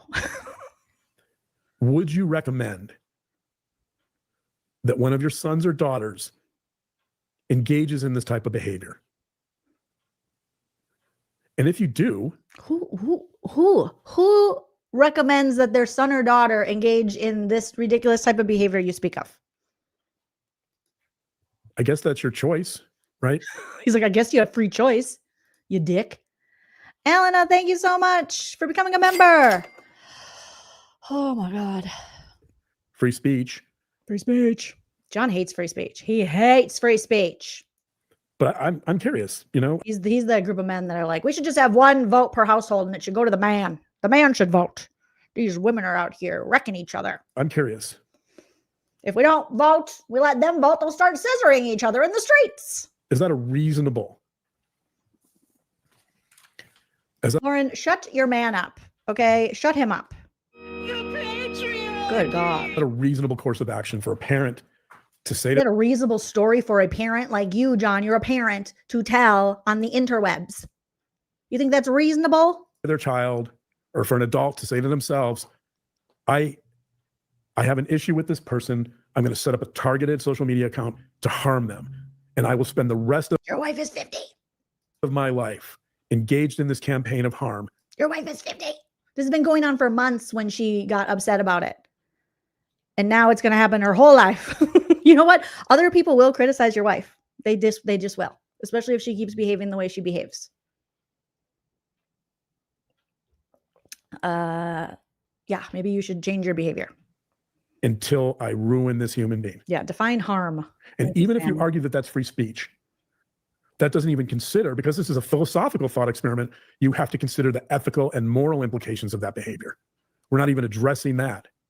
Are there ethical and moral implications to letting your child set up such an account under the auspices of free speech? What does that have to do with your 50-year-old wife and her friends fighting on the interwebs? What does this have to do? To harm someone else. That's my... Are you saying that Christina's mom told her to do this? You're lying. No, I'm not lying. How humiliating and degrading. John, this is not a good look. I didn't think it could get worse. Every time I think these people can't get worse, they get worse. Question. I do want to return to a part of that thought experiment, by the way. Please don't. Please don't. Stop exploiting and weaponizing mental health and children with these weird fictitious fantasies of yours, John. And it has to do with the part about going into court and being told essentially that this is just nothing but mean girl stuff. Even though Victoria, in this thought experiment, Victoria has never... Victoria is not your wife, sir. Someone needs to check him in. He needs to go into the hospital. Get him to the hospital. Okay, something's going on there. Never responded online. Never. She's never said anything about... Can you get CTE from bad plugs? Is that what's happening to this man? Becky, she's never fought back, right? Oh, she didn't, huh? I'm going to go back to the textbook. Jesus. Stalkers and their victims, second edition, Brad Pitt. Let's get back to Brad Pitt, sir. Let's consider this whole idea of a cat fight. Oh, God. Hi. Here's what Mullen, they have a chapter 11, it's on female stalkers. Oh, God. He's going to teach us about female Here's stalkers. what Mullen et al. Say about female stalking. Putting on his lady glasses. What just fell? What happened? John's like, what's going on over there, Grayson? Grayson just fainted. She fell over. You guys haven't been feeding her, giving her water. You've been making her anxious. She's been eating her eyebrows. It's not good. Okay? You have to feed your assistant cult member, producer lady. Victimization studies, quote. He's pissed. Like something happened over there. And he's like, don't interrupt me in my thought experiments. Here's what Mullen et al. Say about female stalking. Grayson. He's pissed. What are you doing? Get up, woman. A Victim. man's about to tell you about women's stalking problems. Okay? Get up. Victimization studies, quote, this is on page 136. Okay. Victimization I've studies. never seen people want to be victims more than these two, maybe in my entire life. Studies indicate that females are seldom prosecuted for stalking offenses, with criminal justice intervention most likely to proceed in those cases. Woo! Women are winning at something. Maybe because we're normally getting stalked by people who look like you. Go girl. Cases involving a male accused of stalking a woman. So this is persistent. Mm-hmm. That many people, including some law enforcement, judges, you name it, they don't see stalking as stalking unless it involves a male. Female I mean, are just not prosecuted as much. And that speaks to this issue of the mean girl catfight thing, right? This stereotype that stalking is chasing someone with a gun, and specifically you better be a male, otherwise you're not going to be prosecuted, because if you're a female doing it, it's not serious. it's like, it's not fair. The girls can stalk and I want to stalk. How come Dr. John can't stalk? It's a cat fight, Yeah, right? cat fight. God is a man made I'll up go by on. other men to tell them that they're special. Quote, put simply, stalking by females is yet to be afforded the same degree of seriousness attached to males who harass. This despite empirical evidence that females are no less intrusive or persistent in their stalking, and that they are no less a threat to their victims. Good one, John. You got him. Boom. We got her. Got him. I just want to say on that issue, I'm going to cry again. His glasses are so bad, you guys. They're so bad. that when it comes to stalking, Why do you let him say these things and wear those glasses, Lauren? This is really bad. Wifery. And this is consistent with the research I just read. There's clearly a sexist bias. Males are prosecuted, females aren't. When females Sexist. Hashtag men too. Hashtag men too. engage in this type of behavior, even though they're equally dangerous, It's not fair. The ladies are getting away with it. Us men want to get away with it. the research shows this, that they're dismissed. And you know what's interesting about your situation? Nothing. I really appreciate the fact that certain men like Colby Ryan reached out to you and said, thank you for that verbility. Thank you for that type of raw emotion. But you know what? There's a lot of people that are going to really struggle with that type of raw emotion. There's a lot of people that are going to struggle with that type of a vulnerability. There's a lot of people that are very uncomfortable. And they're, because of that, they're labeling you things like histrionic, right? They're dismissing you because you're a female expressing emotion. This is where this. Oh, yeah. Okay. I don't think you really don't try to get on this like feminist rant now. You don't give a shit, John. We're smarter than that. We don't buy it. Sexist bias comes in. They're dismissing you as not serious. Because it's not serious. This has nothing to do with sexism. This has everything to do with your wife is wholly unserious. This is a ridiculous claim with no proof. And this is all her feelings being hurt and her wanting to go after this lady and silence her for the things she might know. As untrustworthy. Allegedly. Right? They're dismissing you as frivolous, as silly, as being engaged in a cat I think John's frivolous and silly. fight, as a dispute between mean girls because you're female. Oh, God. Because the stalker wasn't following you with a gun. It doesn't matter. What? People can't handle Lord, now. the type of vulnerability and emotion that you expressed. Shut the front door. It was performative and forced. We all watched it. A lot of us read it the same. Screw you guys. I'm going home. She wants to be able to silence her critics and hide her possible evil deeds in the text messages. That's all this is, John. Stop it. What's the matter with you people? You're sad that people are mean? Well, I'm sorry. The world isn't one big liberal arts college campus. We eat too much. We take our spoiled lives for granted. Feel a little bad about it sometimes. No. You want to put all your shit up on the internet and have every single person say, hooray for you. You. You're all pricks. Yes. You and your wife are pricks. In that live for hours. Allegedly. What's the response? It's to call you histrionic, call you a liar. It's to say you're faking. It's to say you're doing it for click. If it fakes like a duck and fakes like a duck, it might be a fake duck. You're doing it for attention, right? That's because, and by the way, one of the people saying this because of this was on our show years ago. And I will say this, one of the worst moments I've ever had in 5 years. Why did he take his glasses off? Why is he so mad, John? How can you get more mad? What the frick? What the French toast? He's like, one of the worst times I had in my life. And this, because of this, was on our show years ago. Who? And I will say this, one of the worst moments I've ever had in 5 years. Oh, geez, he threw his glasses. One of the moments that pissed me off to no end, unlike every other moment on any show I've ever been on. This person was on the show.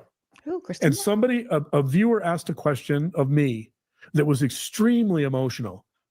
And I was pondering the question. You could see I was getting emotional. I was going to give one of the best responses I've ever given. And you know what happened? Because this person couldn't handle the fact that I was getting emotional. They he was going to give one of the best responses he's ever given. According to who? You don't get to decide that. I was going to give one of the best responses I've ever given. Oh my God. You guys are, your egos are ridiculous. You, oh my God. You two and loving the smell of your own farts. I can't with you two. Just going to give one of the best responses. And you know what happened? Because this person couldn't handle the fact that I was getting emotional, they cut me off.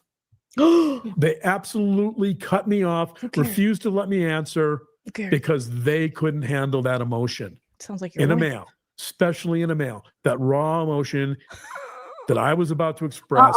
And I was so Miss Andre. Couldn't in a man. I was going to tell a very sexy story about Brad Pitt. And they cut me off. The fact that I was getting emotional, they cut me off. They absolutely cut me off, refused to let me answer because this person asked me the question. You could see I was getting emotional. And somebody of Sorry, I have to rewind it. I missed the 5 years ago, but the feral progressive saying 5 years ago. one of the moments that pissed me off to no end, unlike every other moment on any show I've ever been on, this person was on the show. And somebody, a viewer asked a question of me that was extremely emotional. And I was pondering the question. You could see I was getting emotional. I was going to give one of the best responses I've ever given. And you know what happened? Because this person couldn't handle the fact that I was getting emotional, they cut me off. They absolutely cut me off, refused to let me answer because they couldn't handle that emotion in a male, especially in a male, that raw emotion that I love when men cry. So speak for yourself. Okay? It's my favorite thing, watching men cry. was about to express, and I was so angry. If this person wonders why she's not on our channel, you might want to look at yourself. You might want to look at the fact that you cut me off in one of the most critical moments on one of our shows that I've ever had. You might want to look at the fact. You interrupted a man. This is why we choose the bear. Because someone cut him off, allegedly, like the feral progressive saying 5 years ago, and he's holding on to that shit. Women fear men will them. Men fear women will laugh at them. This is why we choose the bear. Because he's like, she cut me off. I was saying something. That people didn't like you. You might want to look at the fact that you spoke over Lauren and myself. And me. You're such a fragile dickhead. You might want to look at the fact that you thought you owned this channel when you didn't. You might want to look at the fact that there was a groundswell of people who despised you. Who's he talking about? What is going on? This guy got interrupted once in his whole lifetime and he can't let it go. He's like, and they say women are hysterical. And they say women can't run shit. Oh my God. Okay, hold on. It's just Rob. Not my favorite Lori Hellis, the lawyer. Oh, I love her even more now. Lori, don't get my girl crush going. Lori interrupted a man. Oh. You are not helping your gender, sir. He is the male fragility is dripping off his titties. God is a man made up by other men to tell them that they're special. A woman interrupted me once, and now everybody hates you. Sir, you spent your whole life interrupting women. Stop it. Lori, I love you, by the way, Lori. I'm flirting with you, Lori. Lori, my girl crush is growing, Lori. Interrupt him again, Lori. So this idea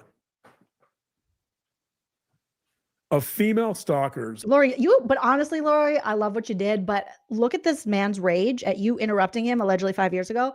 You should look into a TRO on this mofo. Because he looks like he's ready to people. All right. This is why we don't got to worry about Christina. We got to worry about this dude. Look at how irrational he's reacting to someone interrupting him when he thought he was going to say one of the most profound, vulnerable things of his life. God, sir. Being frivolous and he's such a weak little scrotum boy. Oh my God. She really got under his skin just by interrupting. And it could have it's probably just either she was bored with him. Like I would interrupt you all day, sir. Or it was just a mistake. And that shit happens when there are multiple people talking on a panel on YouTube. Lindsay, thank you so much for the super chat saying Meredith Marks would be livid for my family. Meredith Marks would go, my family? You interrupted me and my family. Silly and hysterical and overly emotional. He sure is acting like most of the people saying that are males. Because they can't handle. You can't talk about your wife experiencing sexism and misogyny when you full on just got a rager, not in the cager, a rager in your soul over a woman who was on your channel once or frequently, but one time she interrupted you. And you're like, I hate her. I got to hear that again. His pain brings me joy. People that are going to really struggle with that type of really new thing comes in. They're dismissing you because you're female. People can't be histrionic. And by the way, one of the people saying this because of this I gotta hear it again, you guys. It's like so great. Was on our show years ago. It's also like scary, but it's just so great because he's such a baby. And I will say this, one of the worst moments I've ever had in 5 years, one of the moments that pissed me off to no end, unlike every other moment on any show I've ever been on, this person was on the show. And somebody, a viewer asked a question of me that was extremely emotional. Me! And I was pondering the question. You could see I was getting emotional. I was going to give one of the best responses I've ever given. And you know what happened? Because this person couldn't handle the fact that I was getting emotional, they cut me off. Oh, you're such a dickhead. They absolutely cut me off. Lauren, that's your husband. That's embarrassing.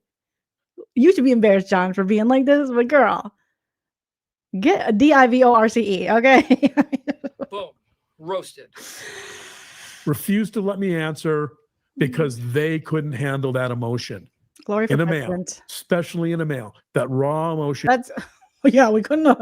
She just couldn't wait for you to get the tear out for your performative sadness that we've seen throughout this live. That I was about to express, and I was so I expressed it in my pants. Angry. If this so angry person wonders why, Johnny big mad. Johnny can't cry on camera. Somebody interrupt Johnny.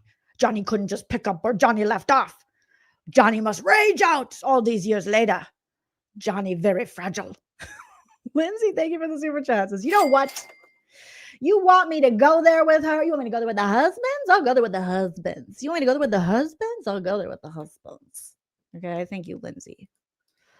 And thank you, Alex. Is he wearing a toupee? Also, he's so angry. He's out of breath. He's so weak. He's just a little scrotum man. He's very weak. He's very bothered by a woman speaking is getting him this. This is why there are so many Dateline episodes with guys that look like him going to people that are women. Literally. I'm going to forever be more scared of Dr. John than I will ever be Christina and the gang and their tiki-takis. All right. DB, thank you so much for the super chat. This is Gaslighting Gold. He gets the gold medal in being a complete dickhead. God, you... She's not on our channel? It's not our channel anymore because I told Lauren I was getting sad. I was a man that was gonna cry. I was getting sad in my baby Gap shirt. And then Lori Hellis said something, blah, blah, blah, vagina something. And I was like, shut up, woman. And I couldn't express my man feelings. And so now she must die. Now I'm forever mad at Lori Hellis. Hellis. She hurt my testicles. You might want to look at yourself. Says the guy crying about someone interrupting him 5 years ago. You might want to look at the fact that you cut me off. And How many road rages has this dude been in? I am worried for every woman out there with this guy. Sir. Oh, he is sick but a psycho. Oh, I'm sweet, but he's a psycho. One of the most critical moments. One of the most critical moments. Oh my God, dramatic. This man is more dramatic than all the Real Housewives. On one of our shows that I've ever had. You might want to look at the fact that people didn't like you. Who cares, John? As women, it's not our goal to be out there and be liked. Go fuck yourself. Go fuck yourself, John. Nobody likes you. You might want to look. Everybody likes Lori. And even if they didn't, she wouldn't care because she's a educated, successful woman who's not a ridiculous human being like you and your dumb wife. No offense, all offense. The fact that you spoke over Lauren and myself. Over Lauren and mice, but most importantly, me. Me.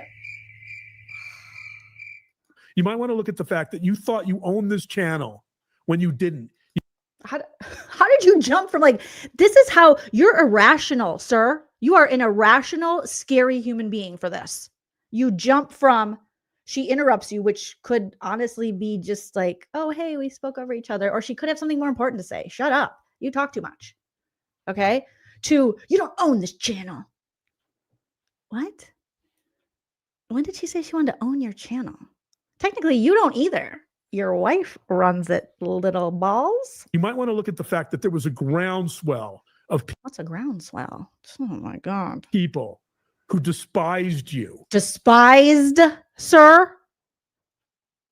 This is a full-on meltdown. This guy is crashing out, as the kids say, over someone interrupting.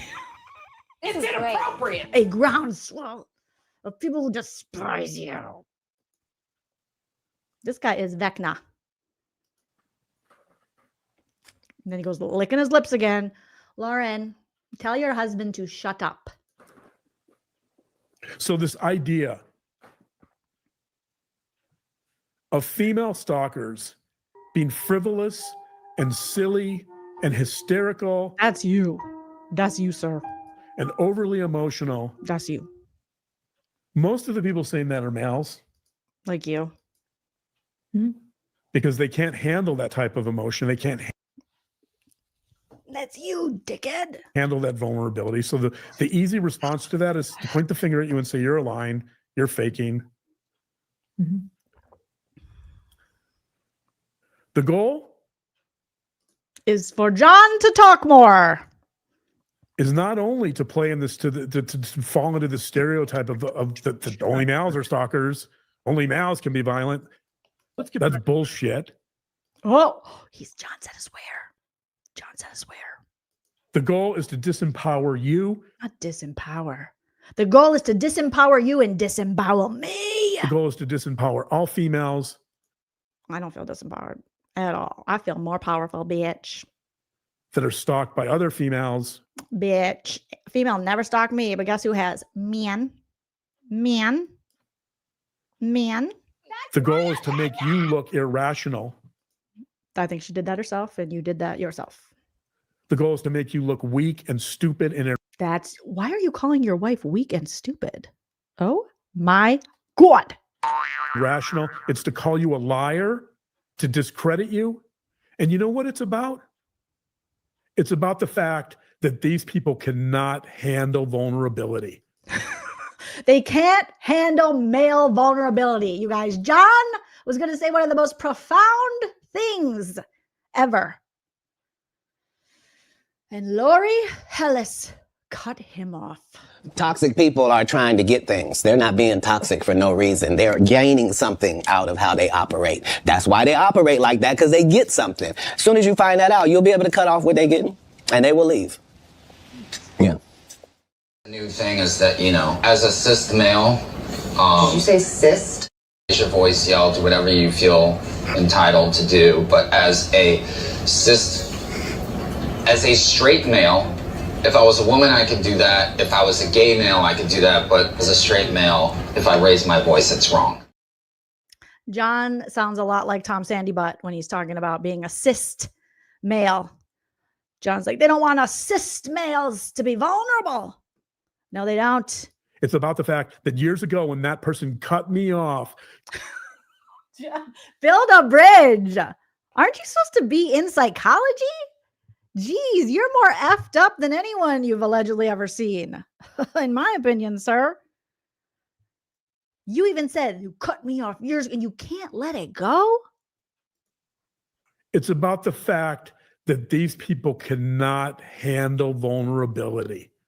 It's about the fact that years ago when that person cut me off, she could not handle my vulnerability and my raw emotion, and I'm still pissed.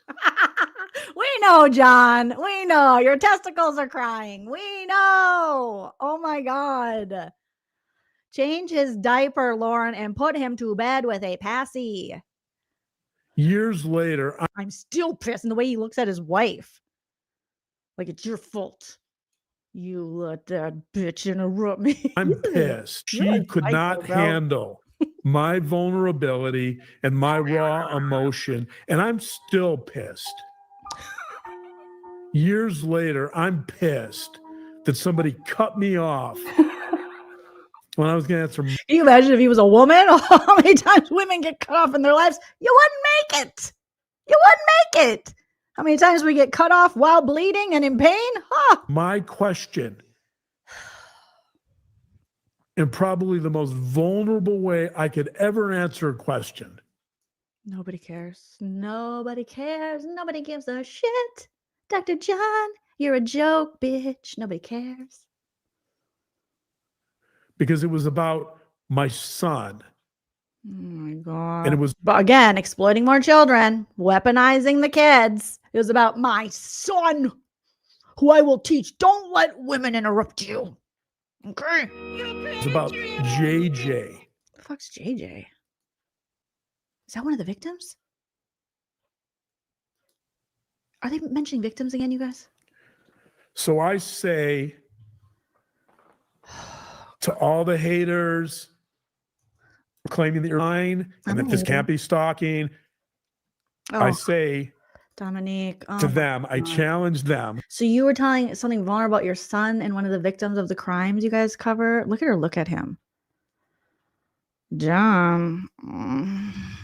These two are going to be a Dateline episode. This is like creepy. This is creepy. This is creepy. This is creepy. Keith Morrison, you might be meeting one of them again. Okay? To look again and to check their own emotions and to check themselves and their own inability to be. How dare you tell us to check ourselves when you can't handle someone interrupting you, you bitch. Thank you, Liz, for the super chat. Best roast ever. This dude is a whole joke. Like, he is a big pampered baby. Okay? He done doo-dooed his huggies. He's having a hissy in his shitty drawers.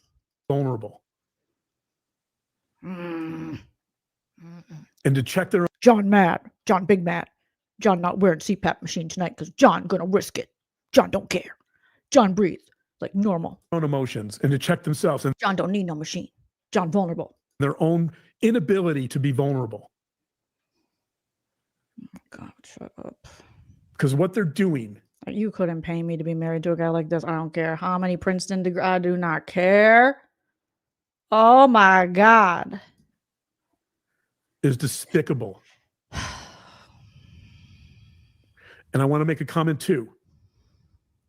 I want to go back to this idea of psychological essentialism where we started, that all people at some level want to see themselves as good people.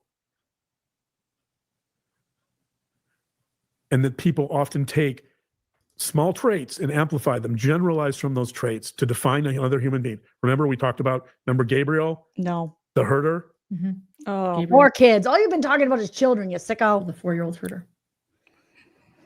There's a lot of people out there. Why couldn't you find Gabriel, the 45-year-old herder? That would make more sense. They're mocking your looks, that are making fun of your appearance. Not mocking your looks. If I had a nickel for every time someone called me fat online, oh my God, I wouldn't be here right now. We do not care. I'd be cruising. Well, I wouldn't go on a cruise, but I would be off with Hype Man husband Chella and on vacay. Okay. I would probably come back and talk to you guys, but all right. I'd be swimming like Scrooge McDuck in my money pit. And not right, but it's okay. And I just want to say on that, I mean, people can, you're laughing about some of it. It's yes, we're laughing about all of it. You are a joke, sir. Funny, right? Like some of it's roasting you, but let's. That's me. Hi. Rusty, rusty, rusty baby. What the French toast? Did you think I wouldn't find out about your little doo-doo head cootie queen? Who are you calling a cootie queen, you lint liquor? You lint liquor? Look a little deeper, right? Like that's psychological essentialism. If you want to disempower a female, the easiest way to do it is to mock her looks. Oh, shut the fuck up. You're not even a girl. I'm not a girl, not quite a therapist, but I am a fragile man, baby. And if you interrupt me once, I'll remember it for the rest of my life. I'm not a girl, not quite a man, but I wear shirts that don't fit, and my toupee don't quit, and I might have CTE. And then to say, look, she looks stupid. She must be stupid. No, you look stupid. You must be stupid. right? It's to do the very thing that the 4-year-old was doing to Gabriel, which was to take a particular element, a particular attribute of you, your looks, whatever, your eyebrows, right? And it was to say, Sounds like John doesn't like your eyebrows, ladies. It's inappropriate. that because of that, you're a clown. Boom. Because of the way Did you call your wife a clown because of her eyebrows? Good God, John, that is your wife. you look, that you're Mean. silly and you can't be taken seriously. John, did you say that about your wife? And therefore you must be a liar. And you know what? That's fucking bullshit. Oh, not the effing bomber. We got to hear that effing bomber again. That's freaking bullshit. The way you look, that you're I'm just going to not talk and let him roast his wife here.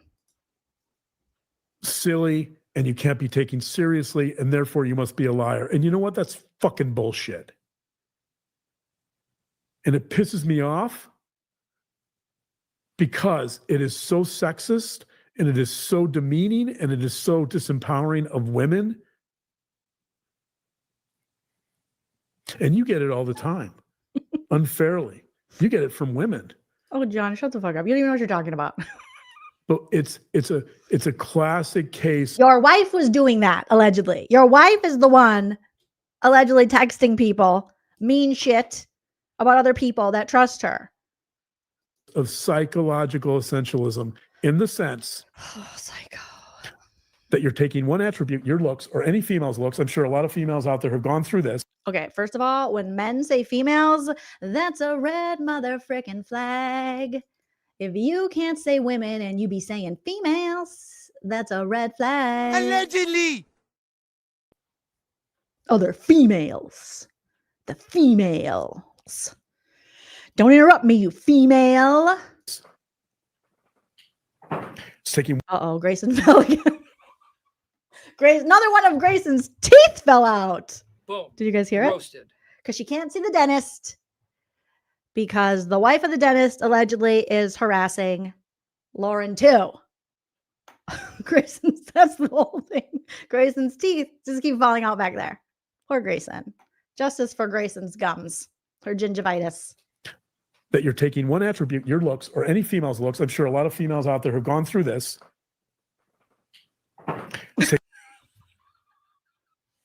That sounded like the whole front row. Grayson, go see the California dentist, Grayson. Taking one aspect, one attribute of you and generalizing to your personality and defining you in terms of that. God, you're so stupid. You're both so weird. And if that's not sexist, then, you know, then It's not sexist. It's sexy, Jenny. I don't know what the hell is. But, but in today's world, it doesn't really matter. Yeah, sexism doesn't matter in today's world. Doesn't affect John. It's not like we're vulnerable males who were interrupted while we were speaking. Right? It doesn't matter in the sense that, and it's not, by the way, you're so used to it, it's not going to harm you. Right. But so then why are we here if it's not going to harm her?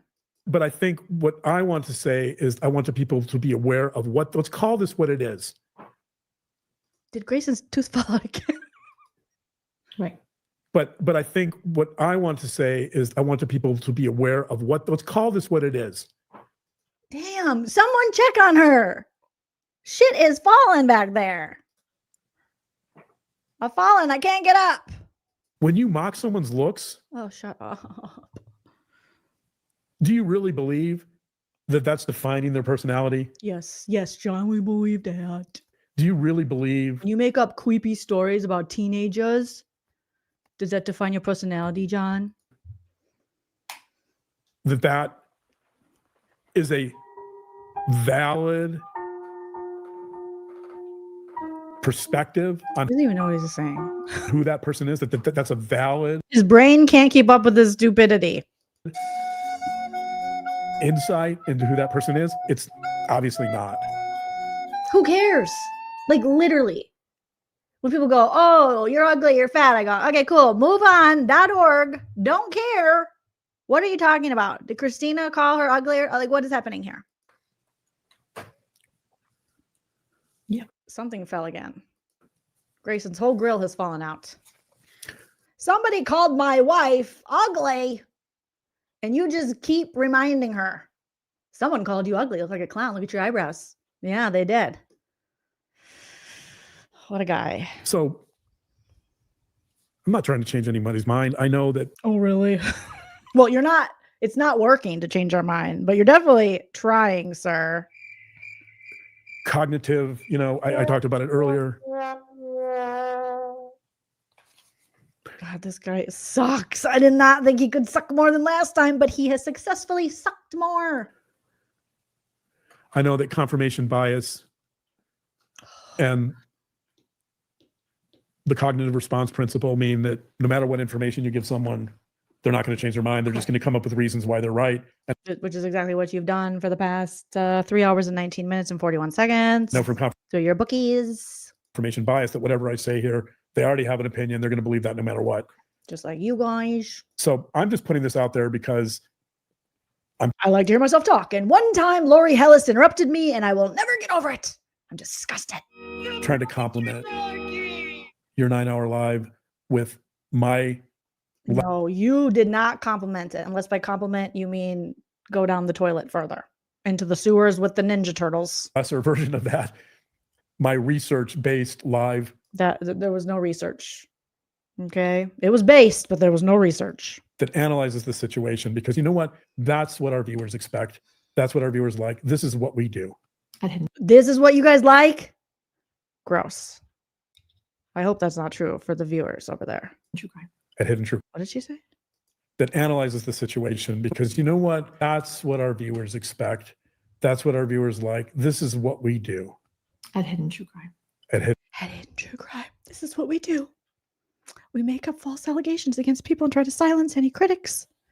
And when I behave badly, instead of saying sorry, I say that I'm being stalked and harassed, allegedly.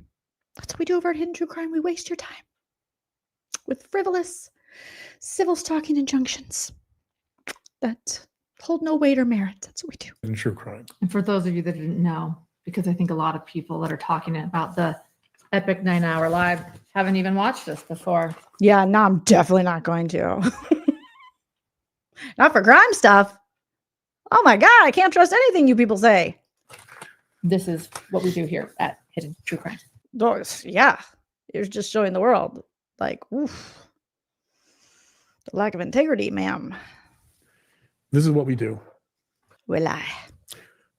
I do want to get back to the free speech issue. There's a couple of things. Oh, no, you already told us. Free speech shouldn't exist when it comes to your wife. You've already said it. We know. We get it, John.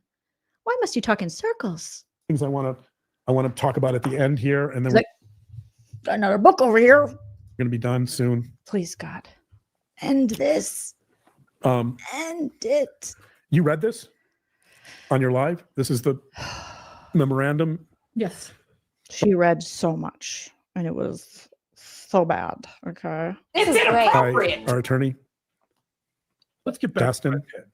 Dastin? I forgot. Is that his name? Dastin. Dastardly Dastin. This is the memorandum. Yes.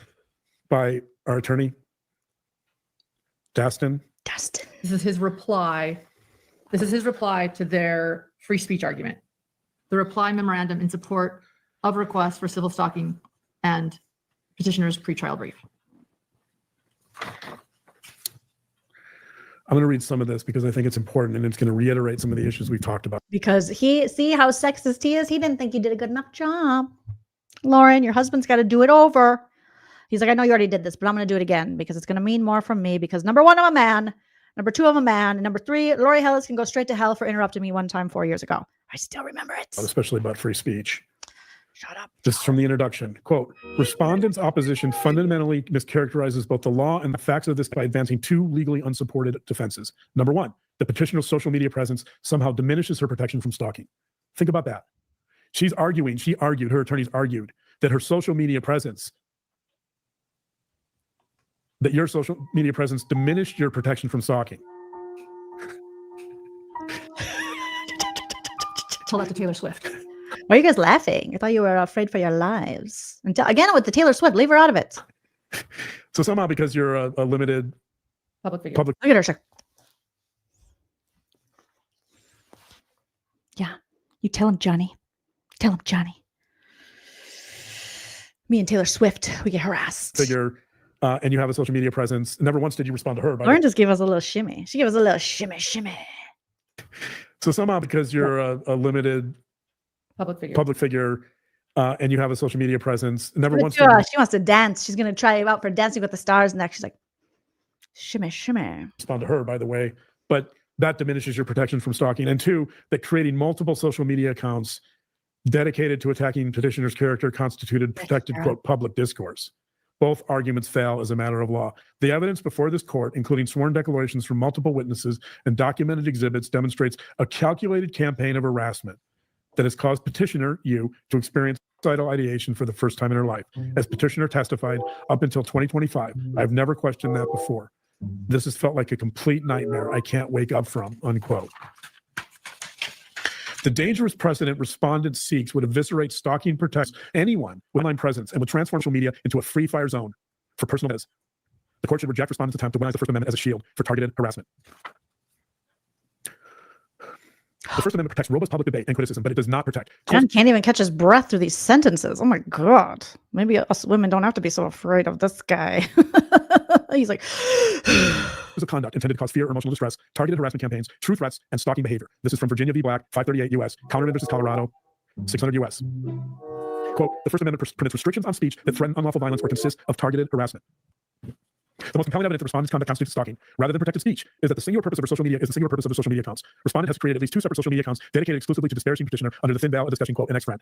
This is not a case where respondent maintains general social media accounts that occasionally reference petitioner while discussing various topics. These accounts were created for one purpose only: conduct a sustained campaign attached to moral character. When 100% of the content targets a single individual, it cannot be characterized as public discourse. It is a harassment campaign. My attorney is Dastin Dow, by the way. Many people asked. They thought this was really well done. Thank you, Dastin. did she say her attorney is Dastin Gout? Oh my gosh. Next, Lisa Barlow's going to be like, and you're S-ing that gout D. The Supreme Court has long John, catch your breath, sir. distinguished between speech on matters of public concern and purely private disputes. See Snyder versus Phelps. Personal grievances between former friends do not constitute matters of public concern that warrant First Amendment protection when used as weapons for Oh my God, he's so mad. harassment. This is revenge masquerading as free speech.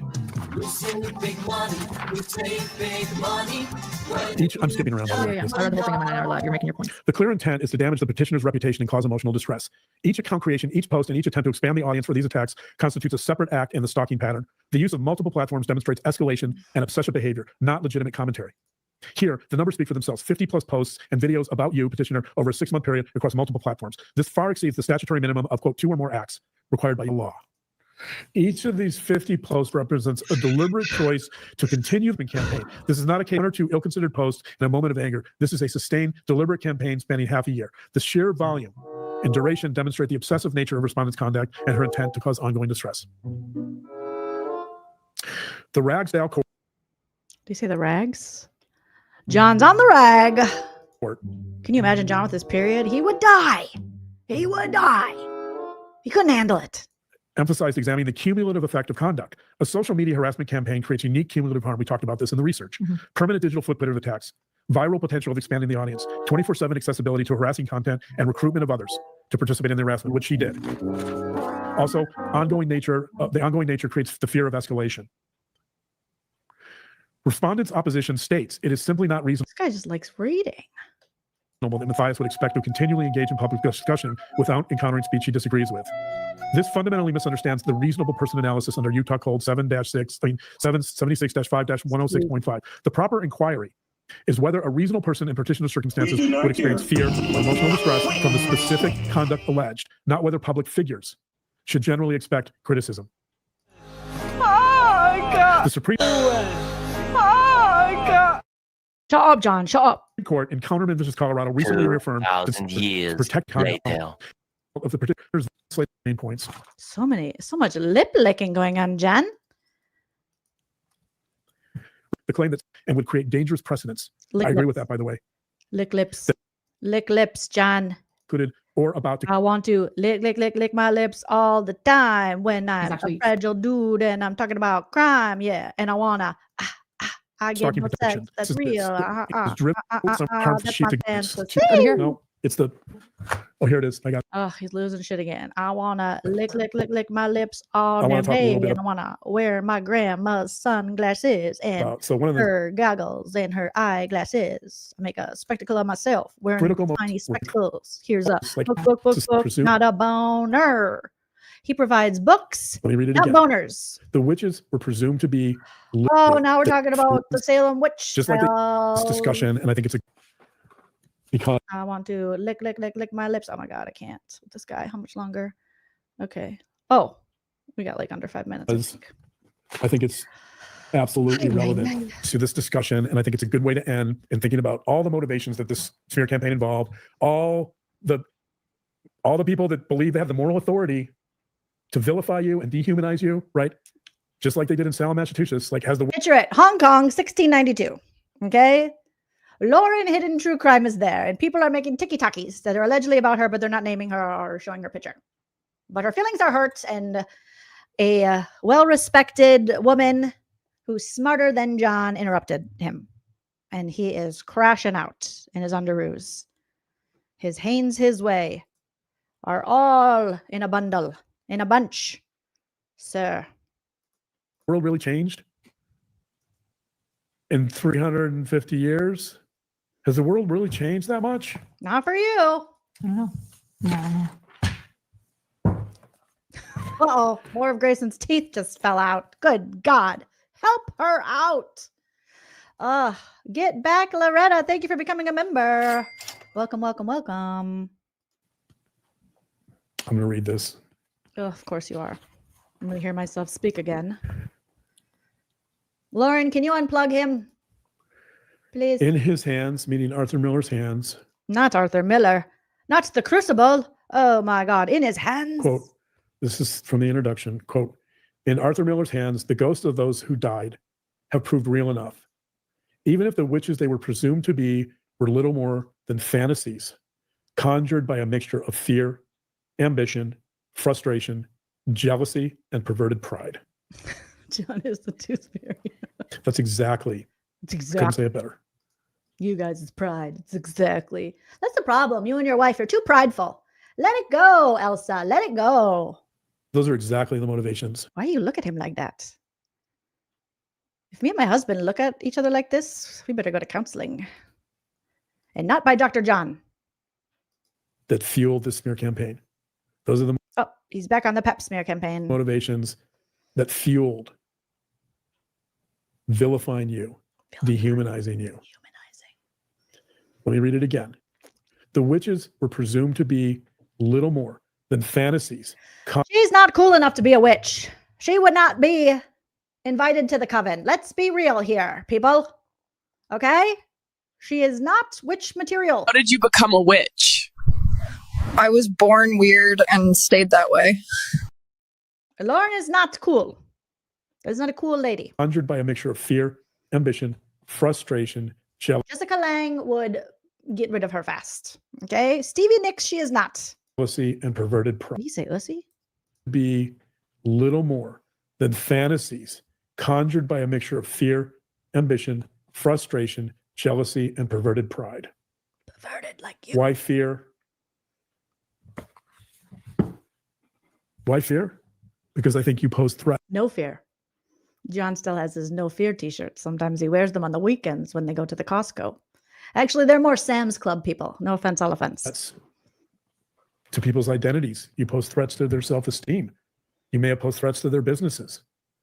Not from anything you did. I'm sorry, I didn't. Not from any. Huh? What are you talking about? Whose businesses? What? Now you're accusing your wife of threatening businesses? Anything you did. Just from running our channel, from producing good art and good content. Art? You think this is art? Exploiting crime victims is now art? Good God, these people are delusional. Oh my gosh. Dark DB, both of them. Yes, projection. He's describing the two of them. They're like, this is art. No one would invite these two losers to the coven. Okay? No.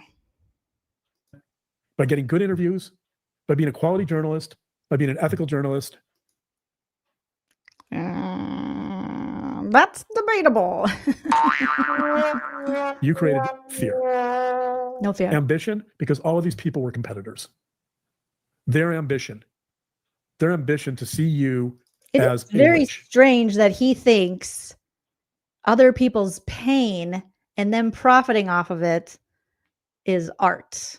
Them simply talking about it, these horrific crimes, is art.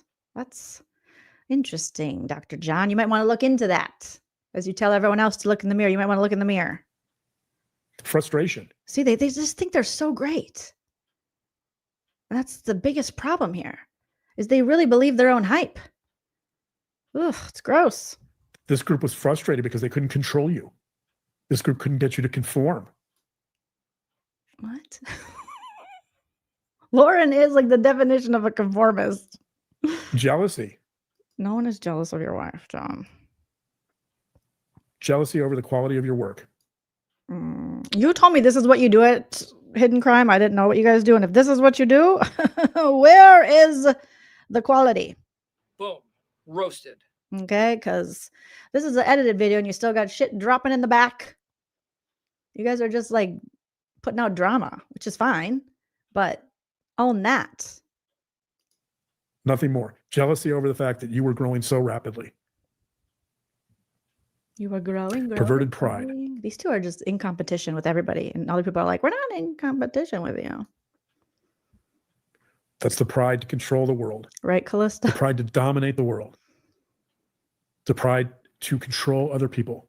The pride to harass other people, to control them, to intimidate them. And most importantly, I'm going to add with this final thought. Oh, good. Thank you. Final. Woo, hallelujah. The pride to engage in a self-righteous moral crusade against you. For no reason. Lauren Matthias, who's so holy. Other than the holiest, blondest lady in Nevada. With eyebrows to the heavens. Fantasy. She's got so much Lululemon. These ladies are so jelly. She's got the latest Ugg slippers in every shade. You're jealous, bitches. That's it. That's it. Why are you guys laughing? Where are your teeth? Did he take his teeth out? Did I miss it? He took his teeth out? What's happening here? Did Grayson steal his teeth? What's going on? I don't know. Someone told me she's in Nevada. She's from Utah. I don't know where this chick is. I don't know where. But they're so terrified for their lives. They're laughing. And John took his teeth out because he's getting comfy and vulnerable. What is going on? Grayson took John's teeth. That's the true crime in all of this. That's my opinion. Oh, you got it. I don't have to watch on. Did you see the way he just stopped laughing? That's it. That's all you got. And I don't really have a watch on. Oh my God, that was so creepy. I have to make myself small so you can watch that again. That was so creepy. Oh my God, Trey creepy. John. He went from laughing to just straight face, straight serial killer. That's it. That's all you got, and I don't really have a watch on. Oh my God, yeah. God, you're freaking me out, man. You're freaking me out, man. I know yike. Like my little niece used to say, I know yike. I know yike. I know yike it. Stop it. Okay, which one of these did I have? We'll just do this. Me no yike. Thank you. It wasn't 9 hours. You're pretty good. It's a lot. Yeah, it was a lot. You didn't have to take a bathroom break. I did. That's true. No, I took one. He pissed himself. Okay.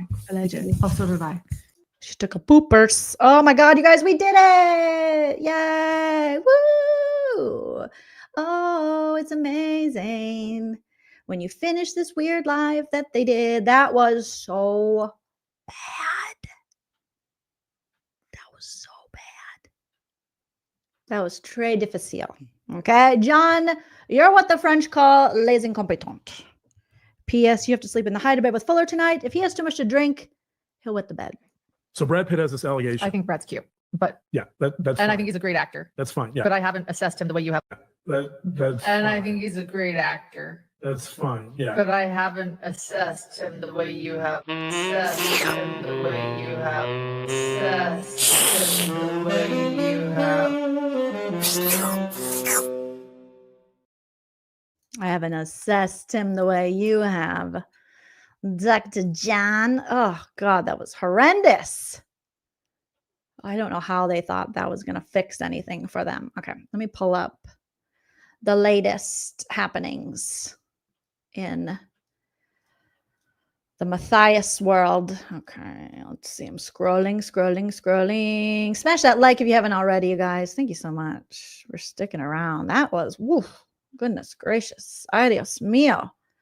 I don't even know. I have so much, I sent myself so much BravoCon stuff that I'm just getting through the BravoCon. Okay, there's Vicky Gunvalson, got her orange back for Real Housewives of Orange County, season 20. Okay, here we go. Christina's Crime Con cop video.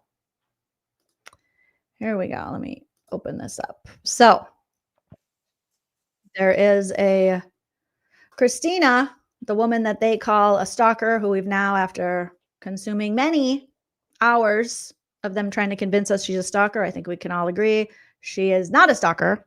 Okay, my opinion over here and a lot of other people's opinion, and you guys are weirdos. But this channel called Hella Excited Utterance, I think it's called. Let me give them a subscribe, give them a little likey. Okay, they did a video where they were putting out some information on the World Wide Web, you guys, about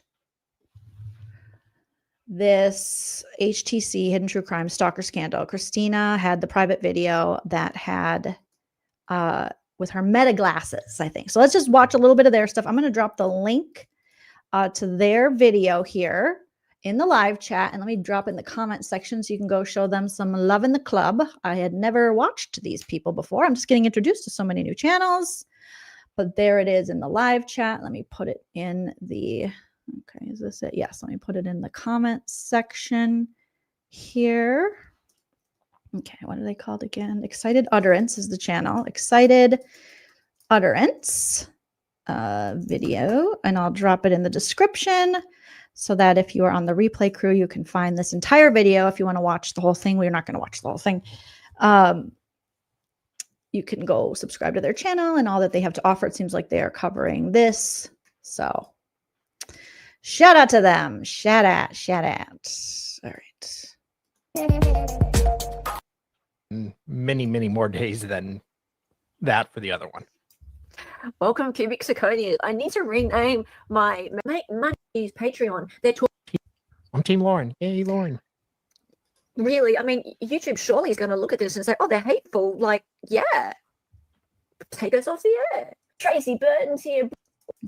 So the officer is going to be flashing us, guys. I'm just going to be fast forwarding until they get to the part where they start talking about this. Last time we discussed the mystery of the removal of Lauren's alleged stalker, Christina, from the bar area of CrimeCon on Saturday night. Okay, so they're going to be talking about the removal of Christina, like they said, from the bar of CrimeCon and how that went down. They had some new information that they got, I believe, from Christina herself.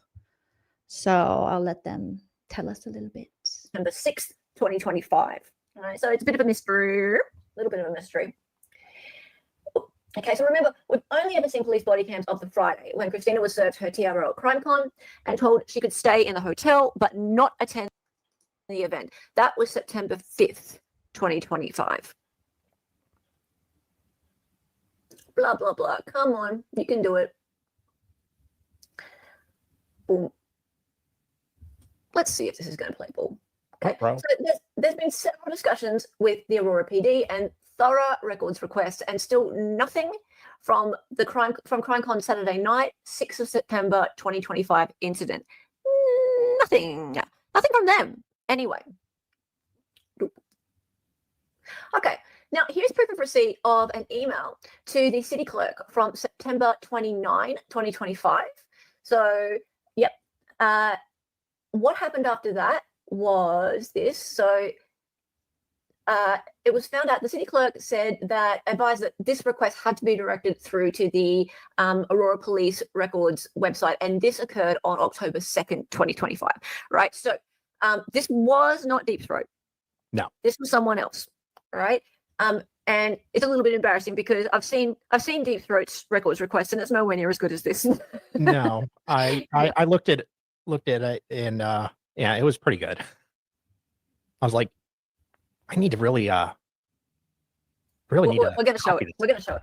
We're going to show it. We're going to show it. Okay, so this was on October 2nd, 2025. Now, think about that. We are now, what is it? Today is the 14th of November, my time, 13th your time, right?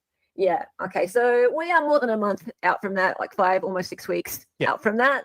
No response has been received to this. No response has been sent. No, and I'll show you. So here's that records request, right? Check it. Right, look at it. Look, it's a gorgeous records request. Wow. We'll just have a little bit of a look through it. Dear Records Custodian, pursuant to Colorado Open Records Act, CORA, blah, blah, blah, blah, blah. This person wants CAD dispatch logs, all computer-aided dispatch entries, dispatch logs and call for service records for Gaylord Rockies Resort and Convention Center between 5 p.m. and 11:30 p.m. This includes and their lunch order, 2, and conventions, a resort, and file ID numbers with person. No. A media Would have a good reason to follow up on all this, but it appears I do. So we'll need to be seeing how to further push them to get a response. Hey, this normal Idaho mum. Okay, so we're going to look at the email in question in a minute. I find the timing of the email from Bobby Joe Olson appearing on Reddit really curious. The fact that we spoke about Bobby Joe Olson just 2 days ago, and an email from Bobby Joe Olson to the Aurora Police Department, just about everyone possible in the Aurora Police Department, appearing on Reddit, and the janitor, and his golf partner, that appears within a day or two. So that's interesting.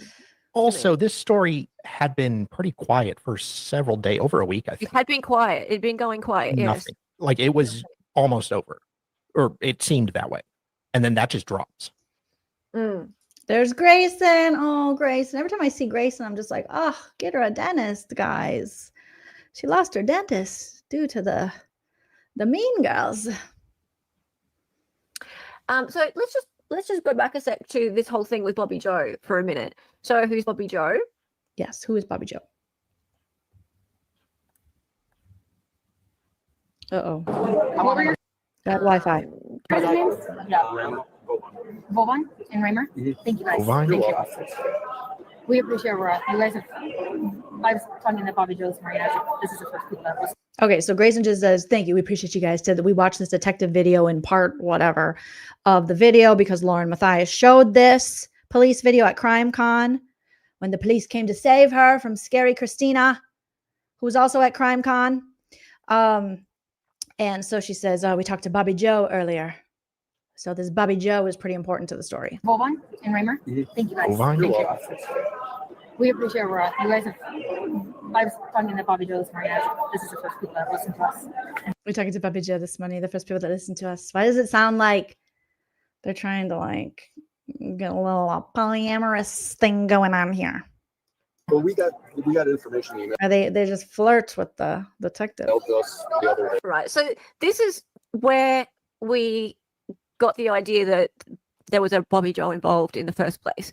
This name drop by Grayson on the Friday on this on this body cam. Grayson. Yeah. Right. Poor Grayson. So she drops this name Bobby Joe and she says, this is the first time people have listened to us. Right. I was talking to Bobby Joe this morning. This is the first time people have listened to us. Yeah. There, Grayson. Yeah. Oops.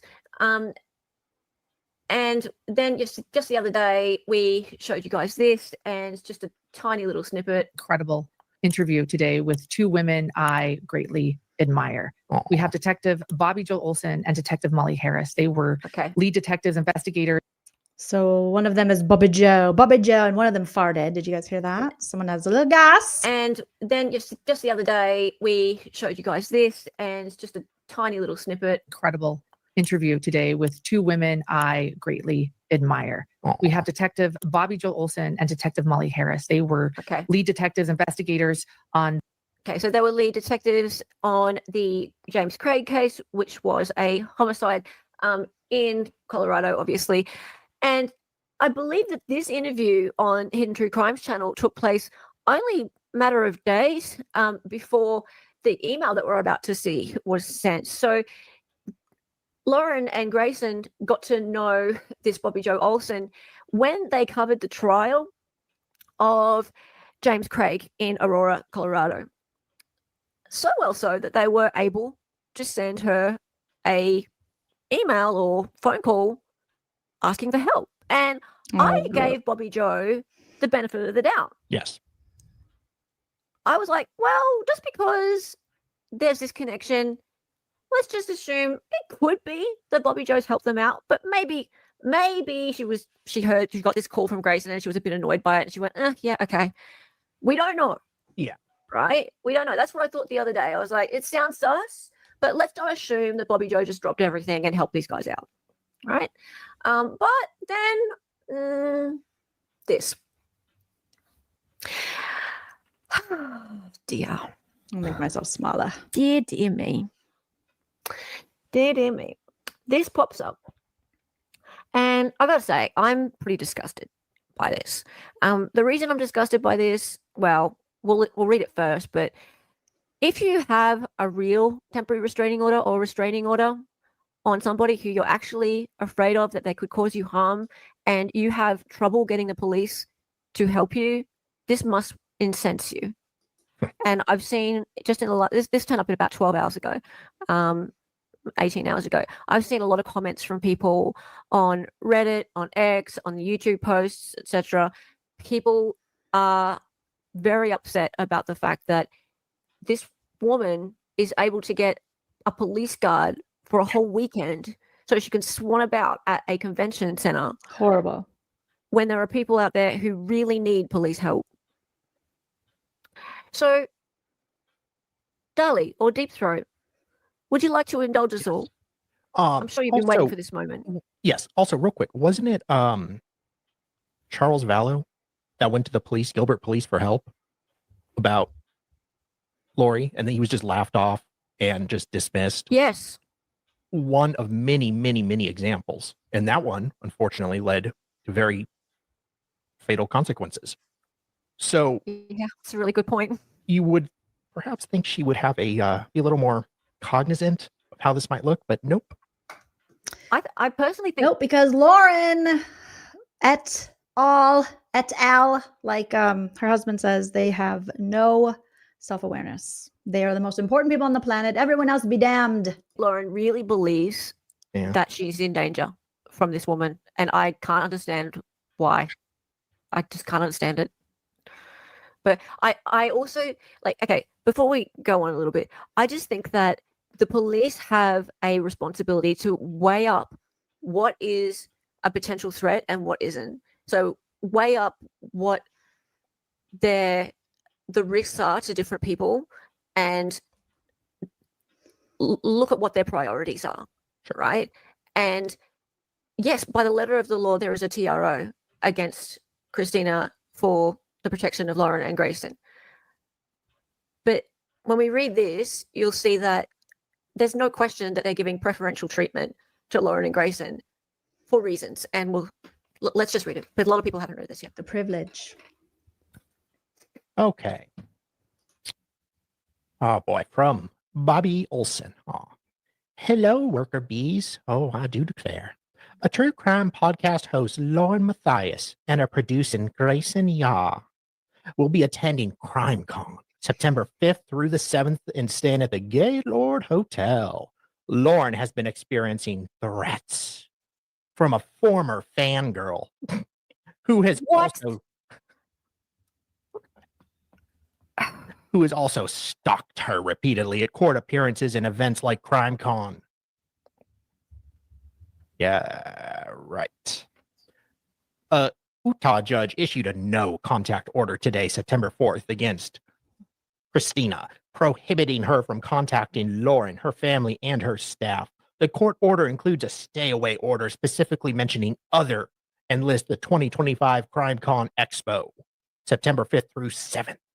So she went September 4th and got a no-contact order when she knew there'd be no time whatsoever for Christina to fight it. She would just get a temporary restraining order and it would be litigated after. Yeah, the timing of this temporary restraining order is just it's so confrontational. Like, it's so mean, girl. Like, what? You went and got it on September 4. You knew full well she was going to be there. And why? Courts will typically grant them for a few days or whatever till they can hear the evidence, the facts, things like that. It blows my mind. Lauren, you couldn't possibly have thought this skinny little lady was going to hurt you. Right? Like, really? Like, have you seen her? Like she's a mom. She's going to CrimeCon with her friends. What did you think she was going to do to you? Please, like, I'm just reason with you, Lauren. Lauren. You had Grace in there to protect you as well. Please, be reasonable.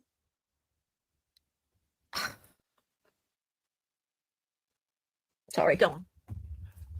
That's okay. This order is a direct response to the potential risk at CrimeCon. Christina spoke with a producer from another network and confirmed she was attending. Dun, dun, dun. Utah officers attempted to serve Christina this morning. So that would have been September 4th. They tried to serve her. Yep.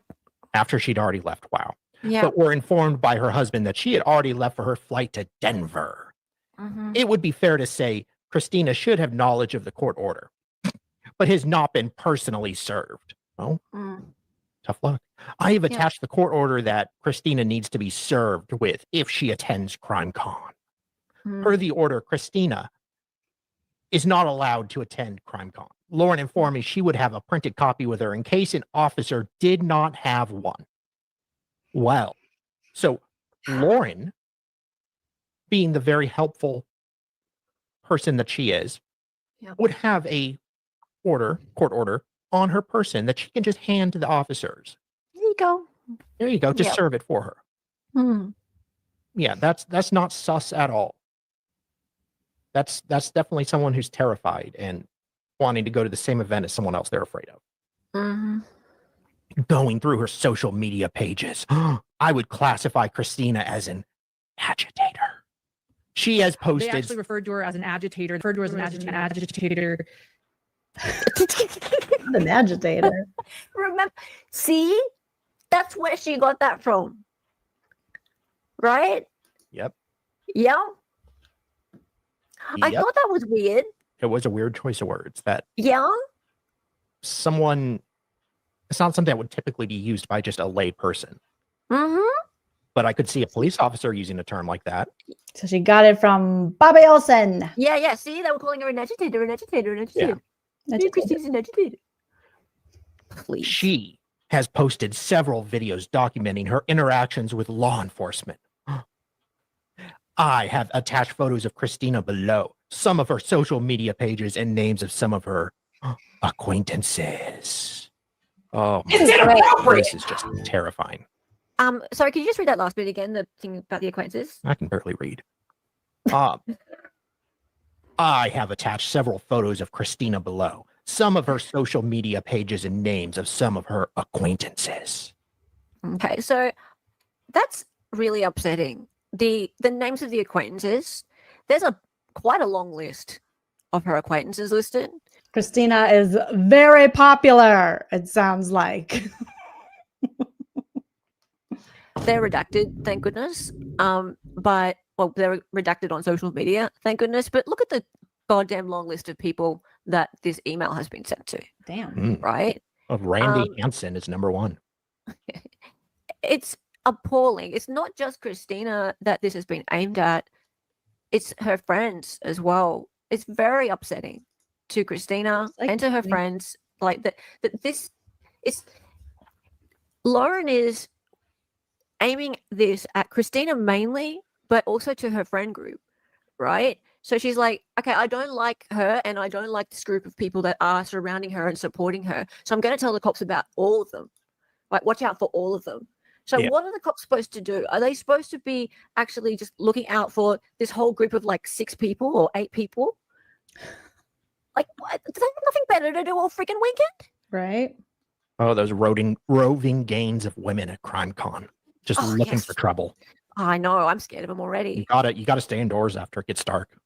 Unbelievable. Please go on. She CC'd the whole town. All right. Lauren L-Dog will be walking around the ballroom and speaking during various times throughout the conference. Oh. She's not listed as a speaker. No. The subject says threat to CrimeCon vendor. She's not a vendor. Oh. But it says she is, though, so it must be true. No. Yes, Currently, Francis, the detective. Lauren and Grayson will be involved in the following scheduled events. Friday, September 5th. So then they give the whole itinerary.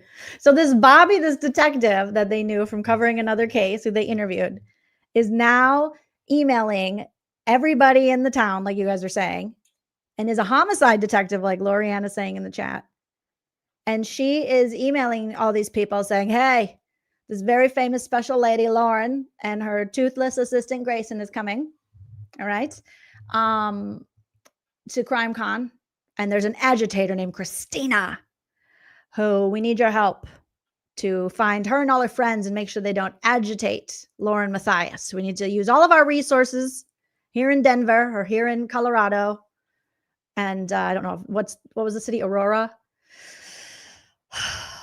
And protect them because she's making tiki-takis. I know there are murders that we could be solving right now. But those can wait because Lauren Matthias, her feelings are hurt. 2:40 p.m. Okay. Wine tasting. What said wine tasting? Wine tasting. Wine guzzling. I'm just assuming. I don't know. I think you're right. We'll look at that in a minute, actually, what is listed, but we'll move on. So there's more to this email. It's not finished. Unfortunately. Oh my God, I cannot believe a homicide detective wasted all these people's times with Lauren Matthias's BS of going to CrimeCon. She's not famous like they're saying, or like we know. She's not a presenter. She's not anything over her ex-friend Christina / ex-contractor who's lip-syncing tiki-takis allegedly about her. Really? So something or pictures. So this pictures are blocked out. This stuff that's blocked out here is her list of friends. Oh my God. And this homicide detective, for a civil stalking injunction that only has a TRO because it hasn't went really in front of the judge, both sides haven't. So it's just temporary until both sides are heard. And when both sides were heard, we know what the judge said. The judge was like, you can come back, but it looks like you're trying to silence this criticism. I don't think you guys are really scared. Okay. Is putting together this email to every police officer in the town, wasting their time, and putting pictures of Christina's friends. Good Lord. How many cold cases are in this damn town? And they're wasting resources on this.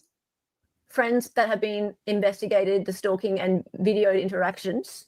But yet John and Lauren go, we are not weaponizing the police and the justice system. We are not using it incorrectly. This is how it should be used. Right. Okay. And then you can start reading there. Thanks. Lauren and Grayson have real safety concerns. Hold on one second. Okay, let me just see here. They have real safety concerns. They've cried on camera.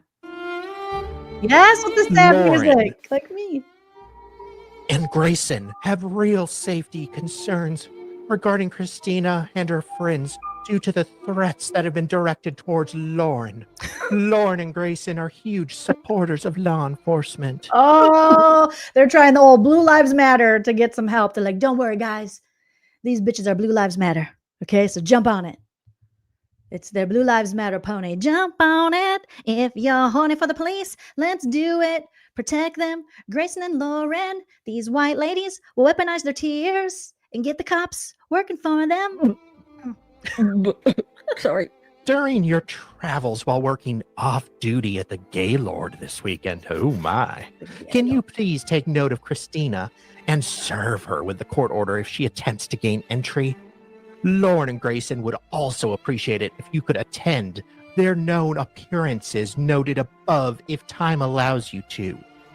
Below are Lauren and Grace's cell phone numbers. If this safety concern arises, please reach out to them. Good God.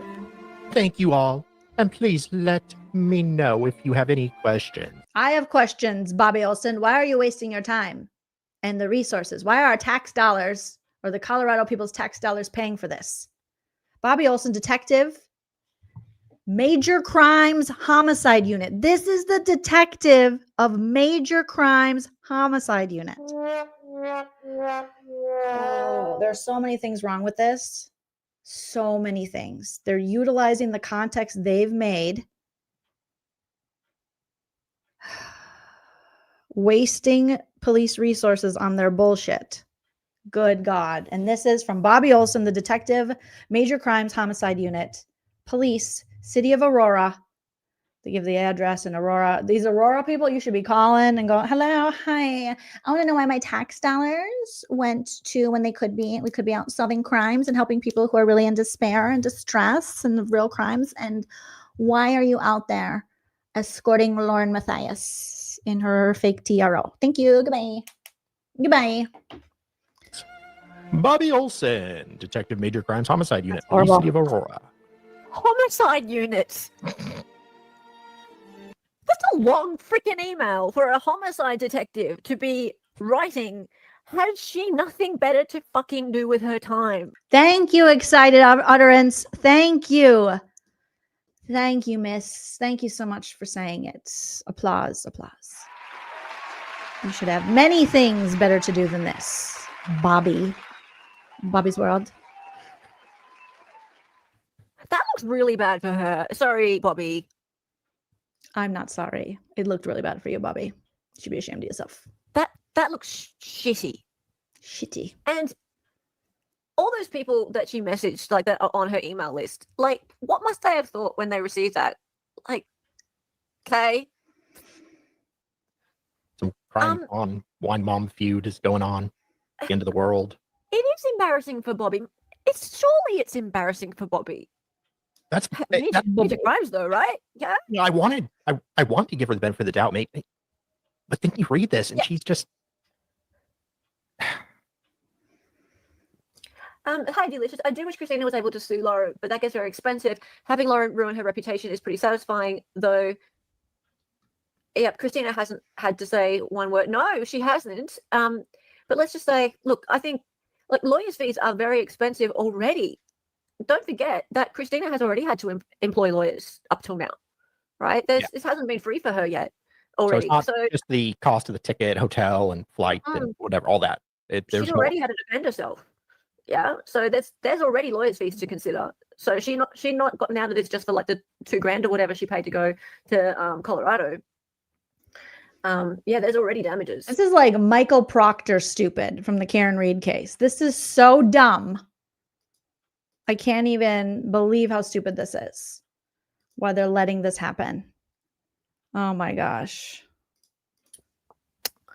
So I think there's some things to consider there. So yeah, what a waste of city resources. Absolutely. This is disgusting. Absolutely disgusting. And why is True Crime Podcast host capitalized? Right? What? Yeah. Well, Lauren is a very famous public individual. Limited public figure. Sir, limited public figure. Who I guess is not famous enough to have her stalking hearing covered by Law and Crime. But still, she deserves protection because of how famous she is. Even though she's a private individual. Do only huge supporters of law enforcement get protected? What about those of us who think the cops suck? Well, they're not going to protect you. Because right now I think the cops suck. Just about now. Especially that cop. That cop right now. Yeah. Oh yeah. What Bobby did super sucks. Wrong on so many levels. Pretty much. Yeah. Dr. John has called Christina so many things. Yeah. Yeah. All right. So Just moving on from this, you might be wondering what were those times and dates that Detective Bobby Joe listed?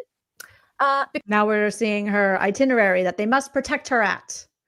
Bobby Joe says, you must protect Christina and Grayson, or no, not Christina. You must get Christina and protect Grayson and Lauren while they're at these very important events. Because Lauren was never on the guest list, like as in the presenter list. And I don't know if you recall, but one of the dispatch officers, like one of the officers that was there on the body cam, said, "Oh, I think she's a presenter," and that explains why, because of that email, right?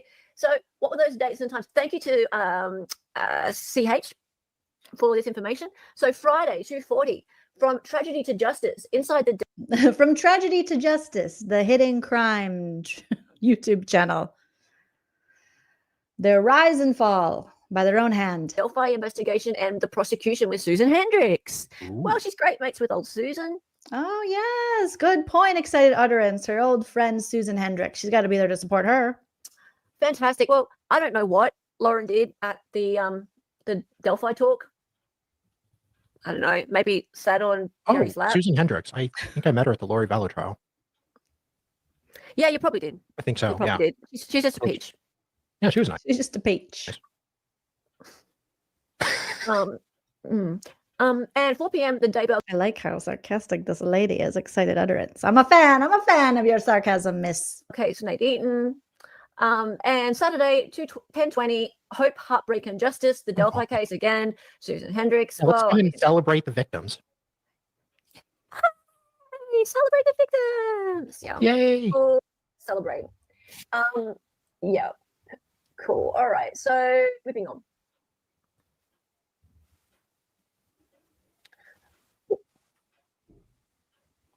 Now, remember how we never received any body cam or police reports documenting Christina's removal from the bar area at CrimeCon on Saturday, September 2025? Well, and the police couldn't find any when I called them either. Yep. So, remind us of that. You spent 15 minutes on the phone with a lovely lady at Aurora PD. Yep. And she was trying to find, because at this point we already had information on Friday. So I was particularly interested in seeing what we could dig up on the Saturday. So when I gave her that date to try to add to my records request, she could not find anything. She had information on the 5th. There was nothing on that Saturday. Very curious. Hey, Carrie Marie, were you there? Were you there? She just sat in the audience. So people in the chat are like, no, this chick just sat in the freaking audience because she didn't need to be there. Oh, God. Protect her in the audience. I wonder if there was police there. Be nice. Can you let us know if you were there? Can you remember if there were any police there? Hey, TC Gems are all over Reddit trying to discredit you guys. Oh, well, do I have to mention this again? Lauren, and I am Team Lauren here, guys. Okay, look. Come on. We had a moment together, Lori Vallow trial. So I don't know what you're trying to discredit. Oh, we love Lauren. We're all just jealous of Lauren. I've got so much mileage out of that picture. And Lauren also left out this incident from her court filings as well. So, I mean, the thing is, even though there were witnesses, there was a huge bar area. There were people there. Like, people have spoken about this happening. So here's the thing. Even though since we've spoken about it the other night, there's been people in the comments and things saying, "Oh, but it must have been a security guard. Like, surely it wasn't a cop." Well, turns out Christina, she's a bit of a smart cookie. I'm beginning to get that feeling. Oops. There's Christina in her blazer. No, back.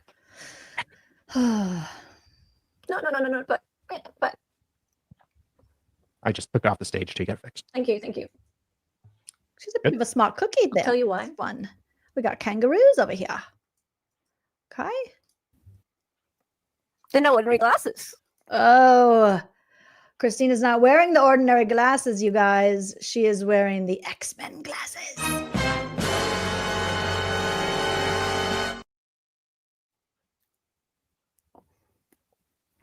She was wearing meta glasses.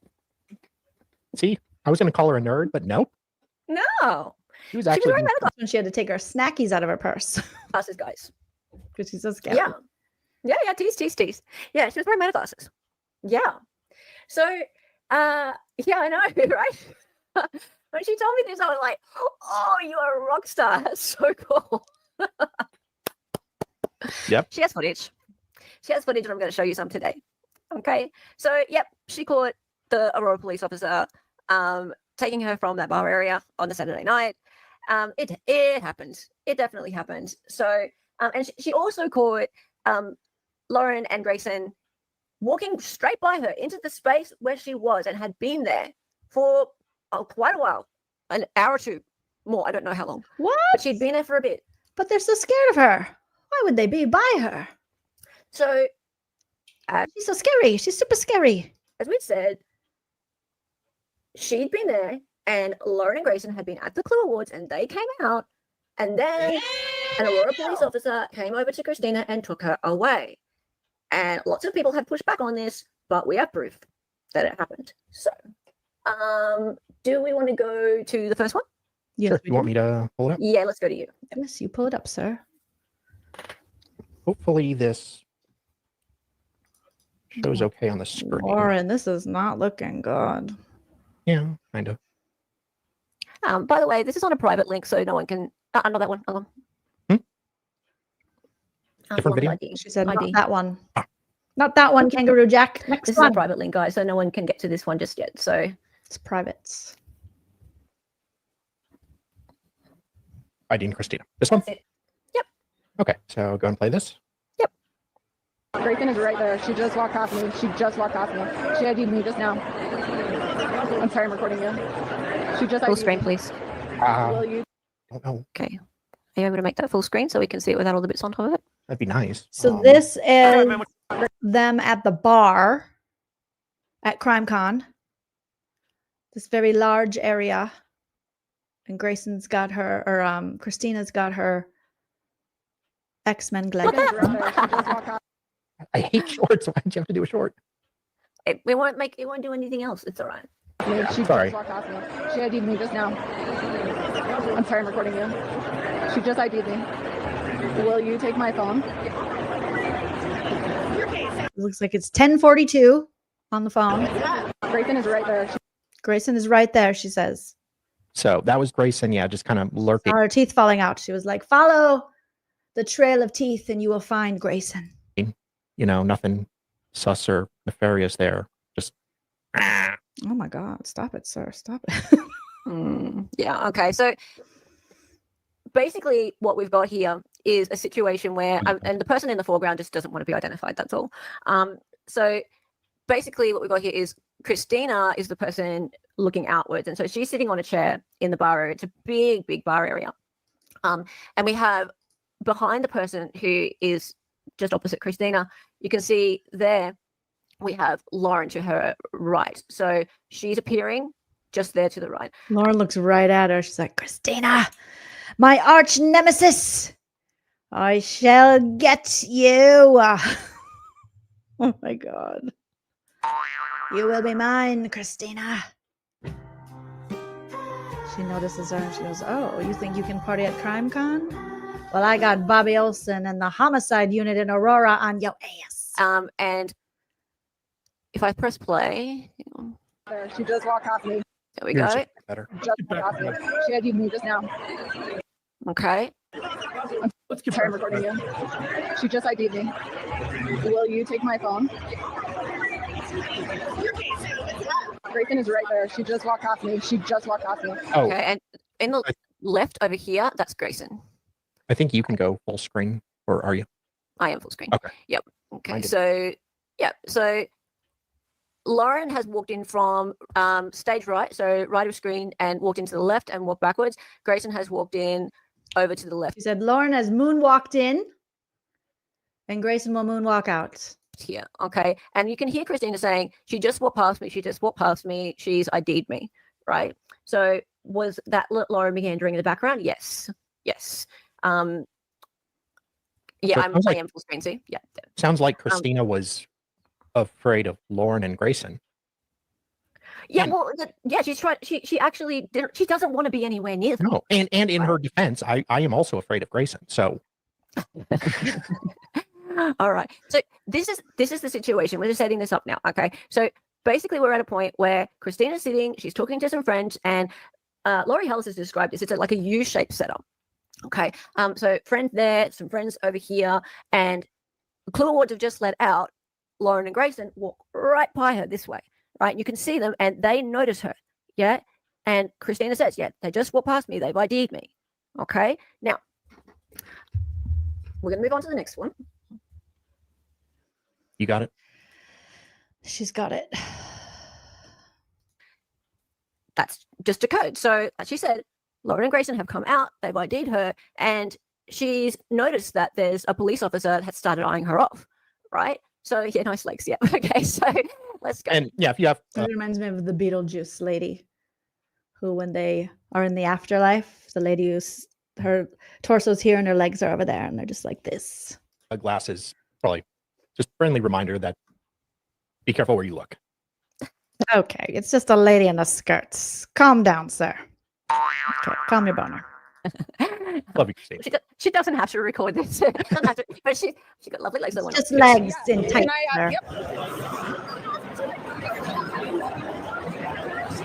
Police. Popo, 5050, gotta go. So the Popo have pulled Christina away at the bar. The Aurora Police, thanks to Bobby Olson, homicide detective, major homicide detective unit or something. I'm aware of just a little bit of what's going on, but I'm letting you know that they're coming down here. But I was here first. That doesn't matter. But they don't do that. Oh, sorry. Go ahead. Not in the state of Colorado. Okay. You are the restrained party. Okay, but question. I'm just, hold on. I want to educate you. Thank you. Yeah. So I'm going to listen for sure. Like, I just guess. Hold on. Can I breathe for a sec? Hold on. You are the restrained party. Oh, that's nice of them. And I know you traveled out here and stuff like that, and this probably wasn't what you were expecting. So I'm trying to be reasonable, professional, polite. She. I don't even know how to phrase what I'm thinking, so I guess I need a second. So me being here for the past 2 hours doesn't matter if she wants to come down here. Because you're the restrained party in the state of Colorado. And I know that's not what you know. What do I do? Oh my God, I feel so sorry for her. I think it's clear that I'm not the one who's doing this. So Christina's like, I've been here for 2 hours. Then they show up and now I got to leave. Because I'm assuming this is after she's been served, right? Or after the police stopped her earlier and told her you got to leave CrimeCon. And they said, you can go to, events. Just don't go to events that she's at. Try to stay away from her. I know. I'm not trying to convince you. I know I'm not trying to convince you. I know a judge signed a piece of paper. He goes, sorry, Bobby Olson is a homicide detective. I'm trying to get there. So I am going to do what she said in the email, allegedly. I know. And in Utah, you don't have to prove anything to the paper signed, which sucks because then it's the weekend and So my question is, Lauren is exerting her power, her privilege, her inside connections with the Popo to go after her former friend. This is going to be the bar they hang out at tonight. It's a huge hotel. Is there another bar around? God, Lauren is like the mean girl. She's like that popular girl who's like, get out of here, loser. Okay, nice to see your mom. Oh, nice dress. Thank you. Good to see your mom. Seeing the softer side of Sears, like Cordelia Chase said to Willow. He's going to follow me there. Did you want me to keep playing? What happened? I know. So that's my point. It's like, I'm in a lose-lose situation. Well, and when it comes to these restraining orders, I'm not going to lie. It is, the burden does fall on you a lot, right? And I'm not saying it's right. I'm not saying it's wrong. I'm just saying that's... He's giving her the old Whitney Houston. It's not right, but it's okay. I'm going to make it anyway. Pack your bags up and leave. Lauren Matthias has a restraining order on you, TRO. Thank you so much, Chickenhead PK Dorkface Neely, for the super chats. I feel so bad for that lady. Yeah, you can tell she's upset. She's like, what the hell? Everywhere I go, what the hell? What the helly? I can't catch a break. Lauren Matthias is like, get her out. Off with her head.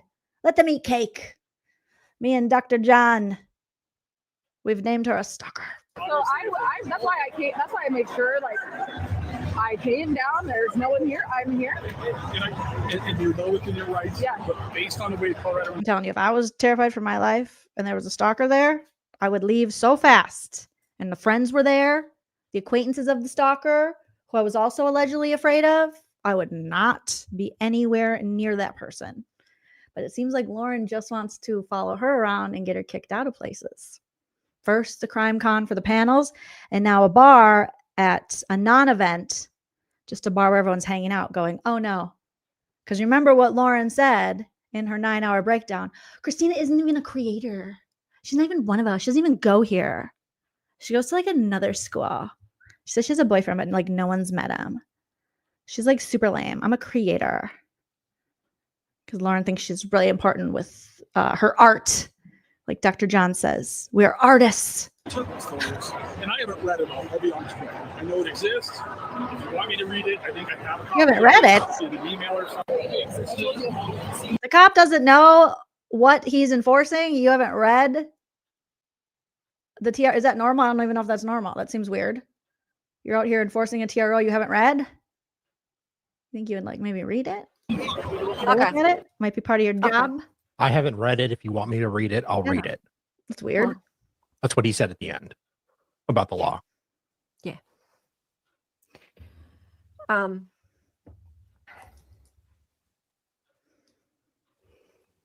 Stop stalking, Christina. Thank you, Chickenhead. PK Dorkface Neely. Absolutely. That is what she's doing. Absolutely. That's what she's doing. Double time. It is. That's exactly what it looks like. It's not a good look for Lauren. Not a good look. Yeah, like Calissa Cat says, he read the email. That's enough for him, not the TRO. He's like, I'm not going to read the actual thing. But if Bobby Olson says it, I believe it. This is again that, you know, these cops just, oof. We saw this kind of, you know, these kind of actions by police officers within Karen Reed and them being like, I don't think that you're supposed to do that. I think that's what we pay you for. It pissed me off to see that. It pissed me off. And I mean, I think it is the law. Yeah.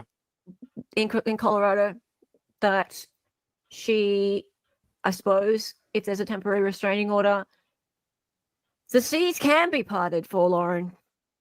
But I think the police have some, like I said at the beginning of the stream, they can decide what their priorities are.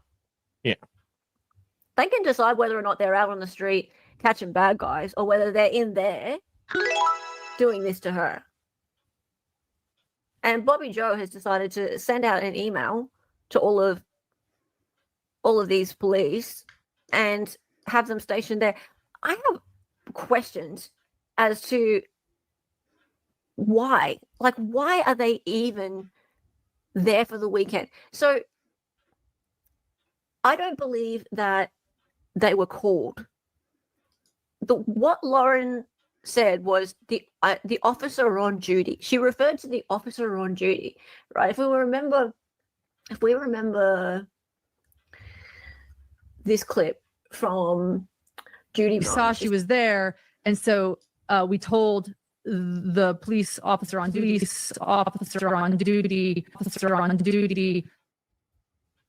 Now, Hello? it's all right. Sorry. Technical issues with the cat. Thank you guys for listening. Yep, you're all good. Yeah.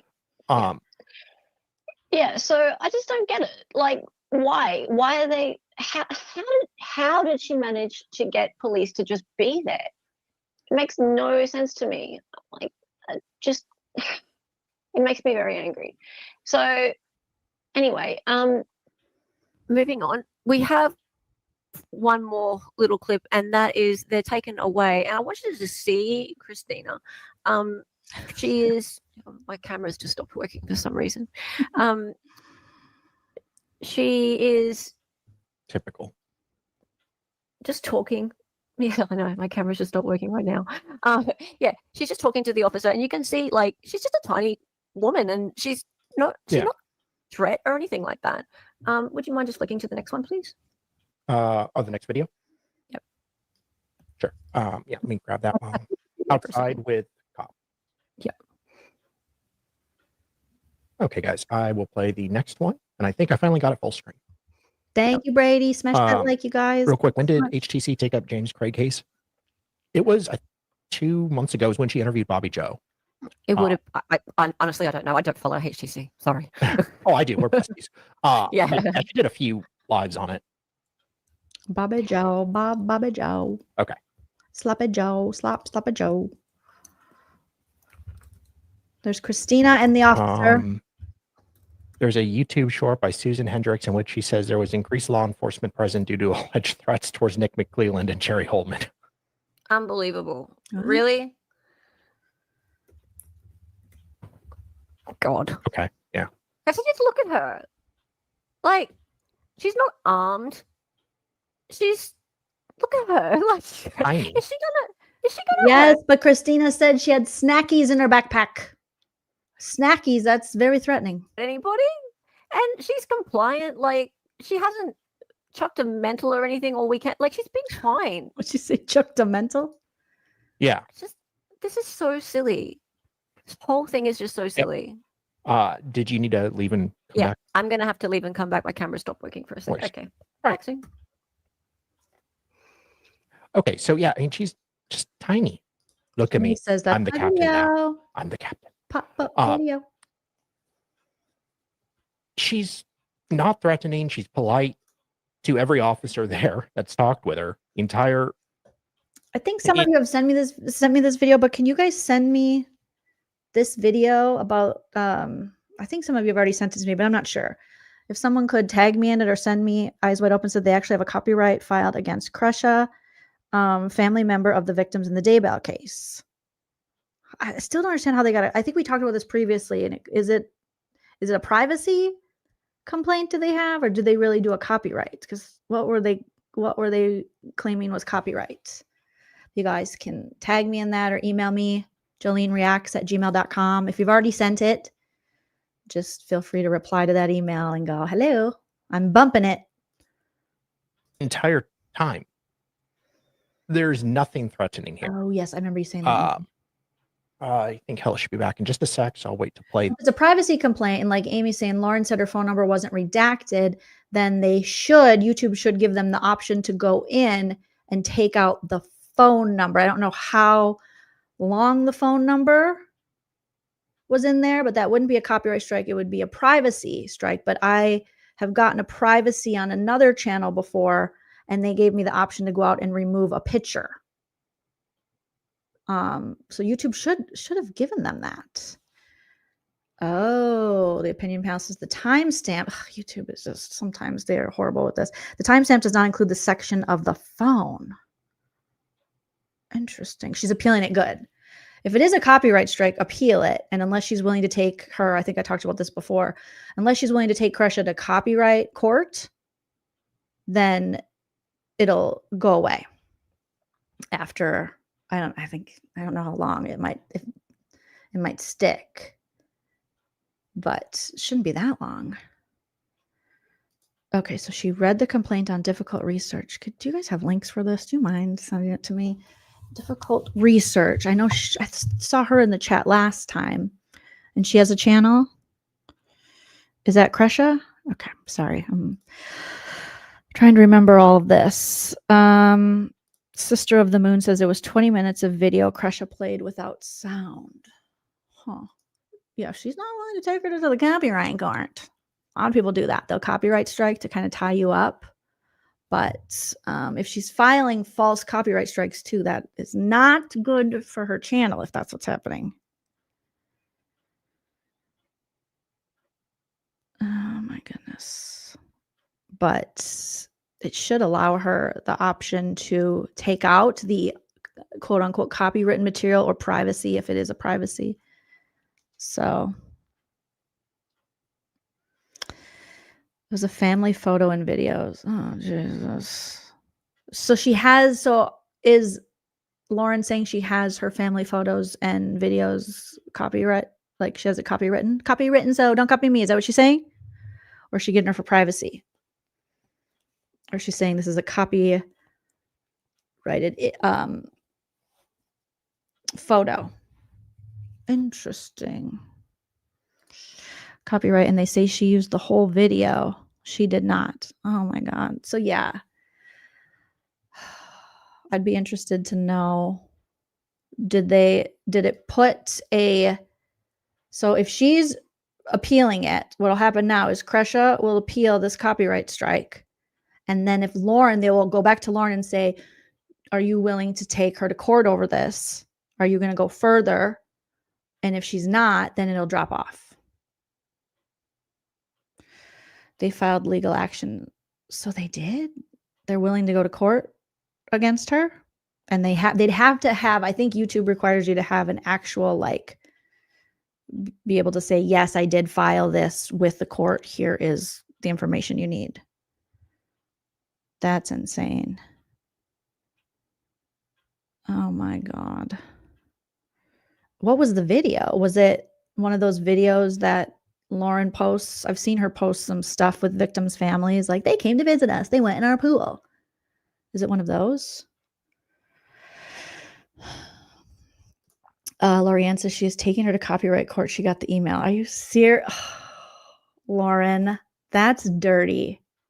Kresha said, oh, it's Kershaw, not Kresha, not Kershaw. So Kresha? Oh, okay. I see what you're doing. Yinzi said Queen Bee has the video on her channel and Lauren hasn't struck her. Okay. So there's a Queen Bee who has a video on her channel and Lauren hasn't struck her. Interesting. I'll have to look at this. If someone wants to send me that link, feel free, if you don't mind. They were going after a victim's family member. And simply because, is there a way to still watch this video? Are you saying this Queen Bee woman has this on her channel so I can watch the whole video? Sorry, I'm asking so many questions.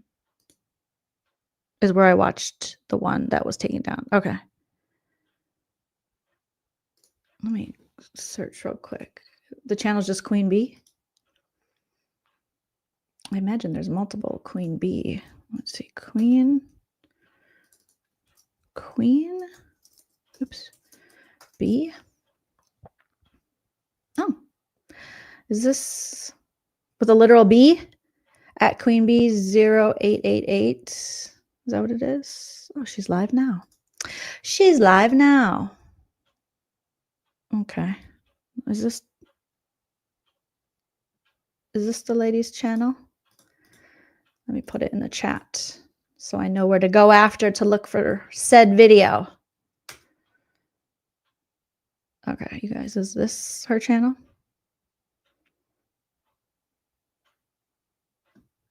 Liz wants to send me a voicemail. Oh, that's hilarious, Liz. I love it. I love it, Liz. Okay.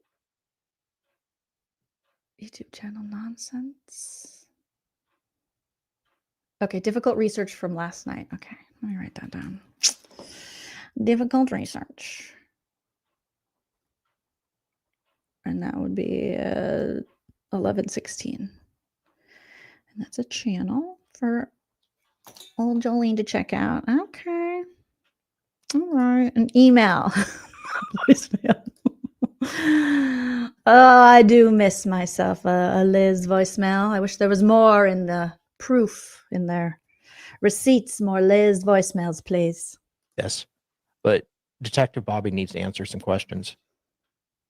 Yeah, for sure. I really wanted to give her the benefit of the doubt, but in the way she phrased that email, but they fast forward to when they played this video. I'm back. You use your version of the. Yeah, you want me to start? Thing? Yep, cool. Thank you.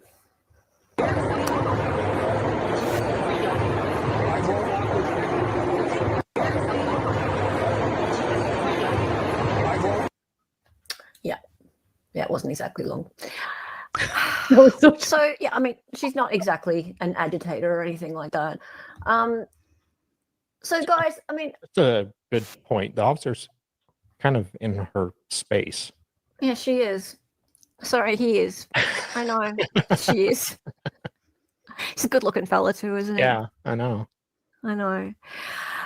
I had wondered, actually, someone sent me something. I'm going to I'll just bring it up just a minute. Someone sent me something I thought was kind of interesting.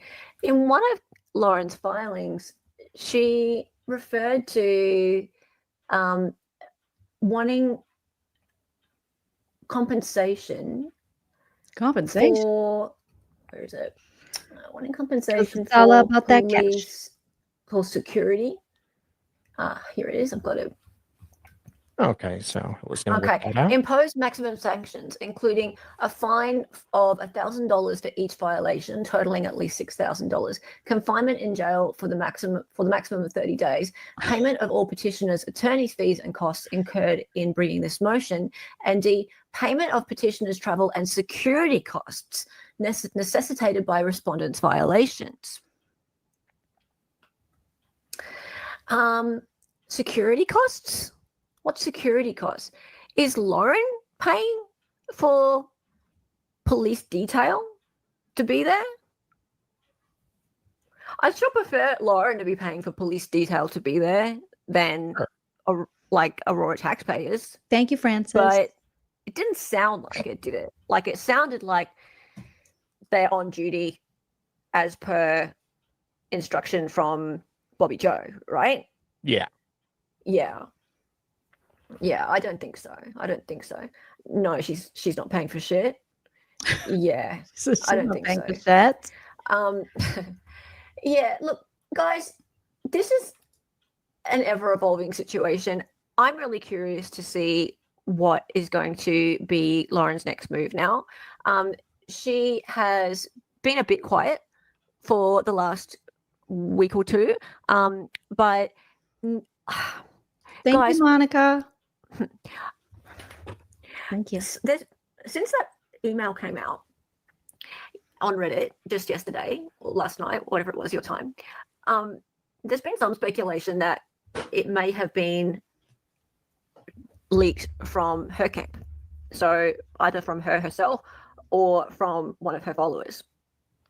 So it didn't come from a records request, that it might have actually come from either herself or Grayson, because they were obviously on the email. And when it was first leaked, it was leaked with like unredacted. So so they're saying allegedly it could have come from Lauren as unredacted, so it would dox all these people, but again, make her look really bad in the process. So, there was an email last night. No, the one you've seen, Andy. Hey, Andy, how are you? Hey. The one you've seen, the one that was on Reddit, and the one that I put onto X. Allegedly. So it's possible.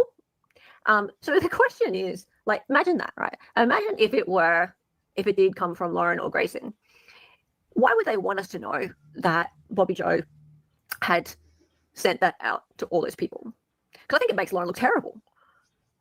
But on the other hand, if might have been a way to just dox her haters, her alleged stalkers. If I put myself in her head for a minute, let me think like Lauren for a second. If I think like Lauren for a second, the law's on my side, and they believed me, and they wanted to help me. So why are you all questioning me? Naturally. See, the world I is was right. one stage. Yeah, we are just but actors. We are just but actors, right? You with me? So see, Bobby Joe, she helped me. She because listened. I asked, and she listened, and therefore everything that happened was correct because Christina is my stalker. So came some. Hello. It was from a Same. request. Thank you. Okay.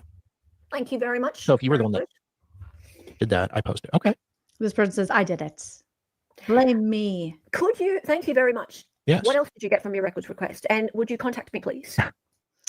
All right. So again, if you want to go check out this channel, it's Excited Utterance. I have a link for it in the description of this video. Let me just save that so it updates. If you want to go watch the whole video, I know we skipped around. Shout out to them. Go show them some love in the club for giving us this information regarding dear Lauren. Oh my Lord. Ay, ay, ay, so much. So I haven't seen anything from Lauren or Hidden True Crime replying to this X-Men glasses footage that came out, or this email from Bobby Olsen. Bubba Joe. Yeah, you guys were telling me, a lot of people in my comments were talking about burnt toast, and I wasn't familiar with burnt toast before, so I went and checked out burnt toast. And apparently people were saying that this channel was struck by Lauren. However, then I saw a guy do a video, and it kind of made sense. What he was saying is YouTube is doing this weird thing. I've had friends who have successful channels, are real people, and they overnight will get their monetization taken away because they go strictly live like this all the time with avatars. And so YouTube, I've had to, I've had friends contact me of how to get their monetization back, because YouTube, if they just see you going live from an avatar, they think that, you're not a real person. You might be AI. And so I've actually known quite a few people who were able to get their monetization back, but they had to prove they were human, which is weird because in the monetization process, when you're going through Google AdSense, you have to put a lot of your personal information. I think your driver's license. So they should know you're a real person, but that's kind of why I always go on camera. And also I just think YouTube, I prefer to see people on camera. But let me tell you, my life would be so much easier if I could just do this all the time. I would never have to get ready. I would never have to put any makeup on. I would never have to brush my hair. I could just go live whenever I wanted. I was telling my husband that. I was like, the worst thing about going live, which is just me being lazy, okay, is having to do anything with myself, so I can be halfway presentable, just halfway, and I would love to just throw on an avatar and go, but I've seen a lot of people get in trouble for that. So, yeah, some people like it, some people don't. Personal preference. But yeah, so that could be the case. I hope that person gets their channel back, because that is just horrible that YouTube can just overnight decide your channel's gone. But to say I'm surprised, I'm not. I've seen it happen to people, and it's so dumb. And half the time YouTube is wrong about their assumptions. So hopefully the burnt toast will get their channel back. And but I know some of you were in my comments being like, be careful. Lauren took down that channel, but I think there's probably a better chance that YouTube just grabbed it, like the gentleman's video. I forget the guy's video. I can drop it for you guys. It seemed to make sense what he was saying. I was like, oh yes, that does. Let me try to find what I watched for you guys. Okay, this guy. I don't know nothing about this guy, okay? But it's the truth on burnt toast losing their channel, because right away I was like, oh shit. Is Lauren Matthias she got power like that? And then here's the guy's channel. Let me drop it right here. And I'll put it in the description too of the video. And again, it's the truth on burnt toast losing her channel explained. And then again, alleged, because I don't know if burnt toast has spoken or been able to speak and explain this. Okay, let's put this here. Oops. Okay. If you guys don't mind smashing the like if you haven't already, and the subscribe. Okay. Why burnt? I do like the name. Why burnt toast channel? What is it? Okay. Why burnt toast lost the channel? Allegedly. Why burnt toast lost her channel? Allegedly. And hopefully she gets it back. So I'm sending you good vibes, girl. I don't know you, but I know if that were me, I would hate for that to happen. Why burnt toast? Okay. Why did I make it plural? Okay. There you go. It's in the description to watch this gentleman's video. I think his channel is White Boy Lockdown Radio. I don't know. I do not know this man. I cannot vouch for this man. But that's the video I saw. And then I saw some bullhorn Betty lady. I don't know nothing about that. I've heard the name before previously. And I tried to watch a little bit of why she thought, and I was like, oh, she just apparently Burnt Toast did videos on her, so she was like celebrating. But I don't know nothing about that lady. Okay. No, thanky. No, thank you. So, all right, you guys. Well, I gotta go watch myself some basketball and hang out with Hype Man Husband Cheller. But you guys are all beautiful pumpkin spice babies. Shout out to each and every one of you for joining me live as we get back into it. I'll be back tomorrow. And I'll make the live stream for that so you guys can make sure you have your notifications on, because we'll go back to our little weekday lives now that I'm feeling better. And let me know in the comment section after this video post, do you guys want me to roast the Grayson video? There was a Grayson interview. And what videos do you guys want me to roast regarding this topic still? Because it is interesting. There's still new information coming out. And you want me to do the Duty Ron interview that kind of started all this? Just let me know. Just sound off in the comment section after the video posts, and I'll take a look at that and we can dive deeper, because I think I want to watch the Grayson one because I haven't really heard her speak much other than crying on the live stream. So yeah, a lot of you guys are saying yes in the chat, but make sure to put it in the comment section so I can see that there is interest there. But shout out to all my super chatters today, all my new members. You are all so appreciated. Thank you for all the information, you guys. And don't forget to hit that subscribe, hit that like. If you can hype the video after it posts, that would be amazing.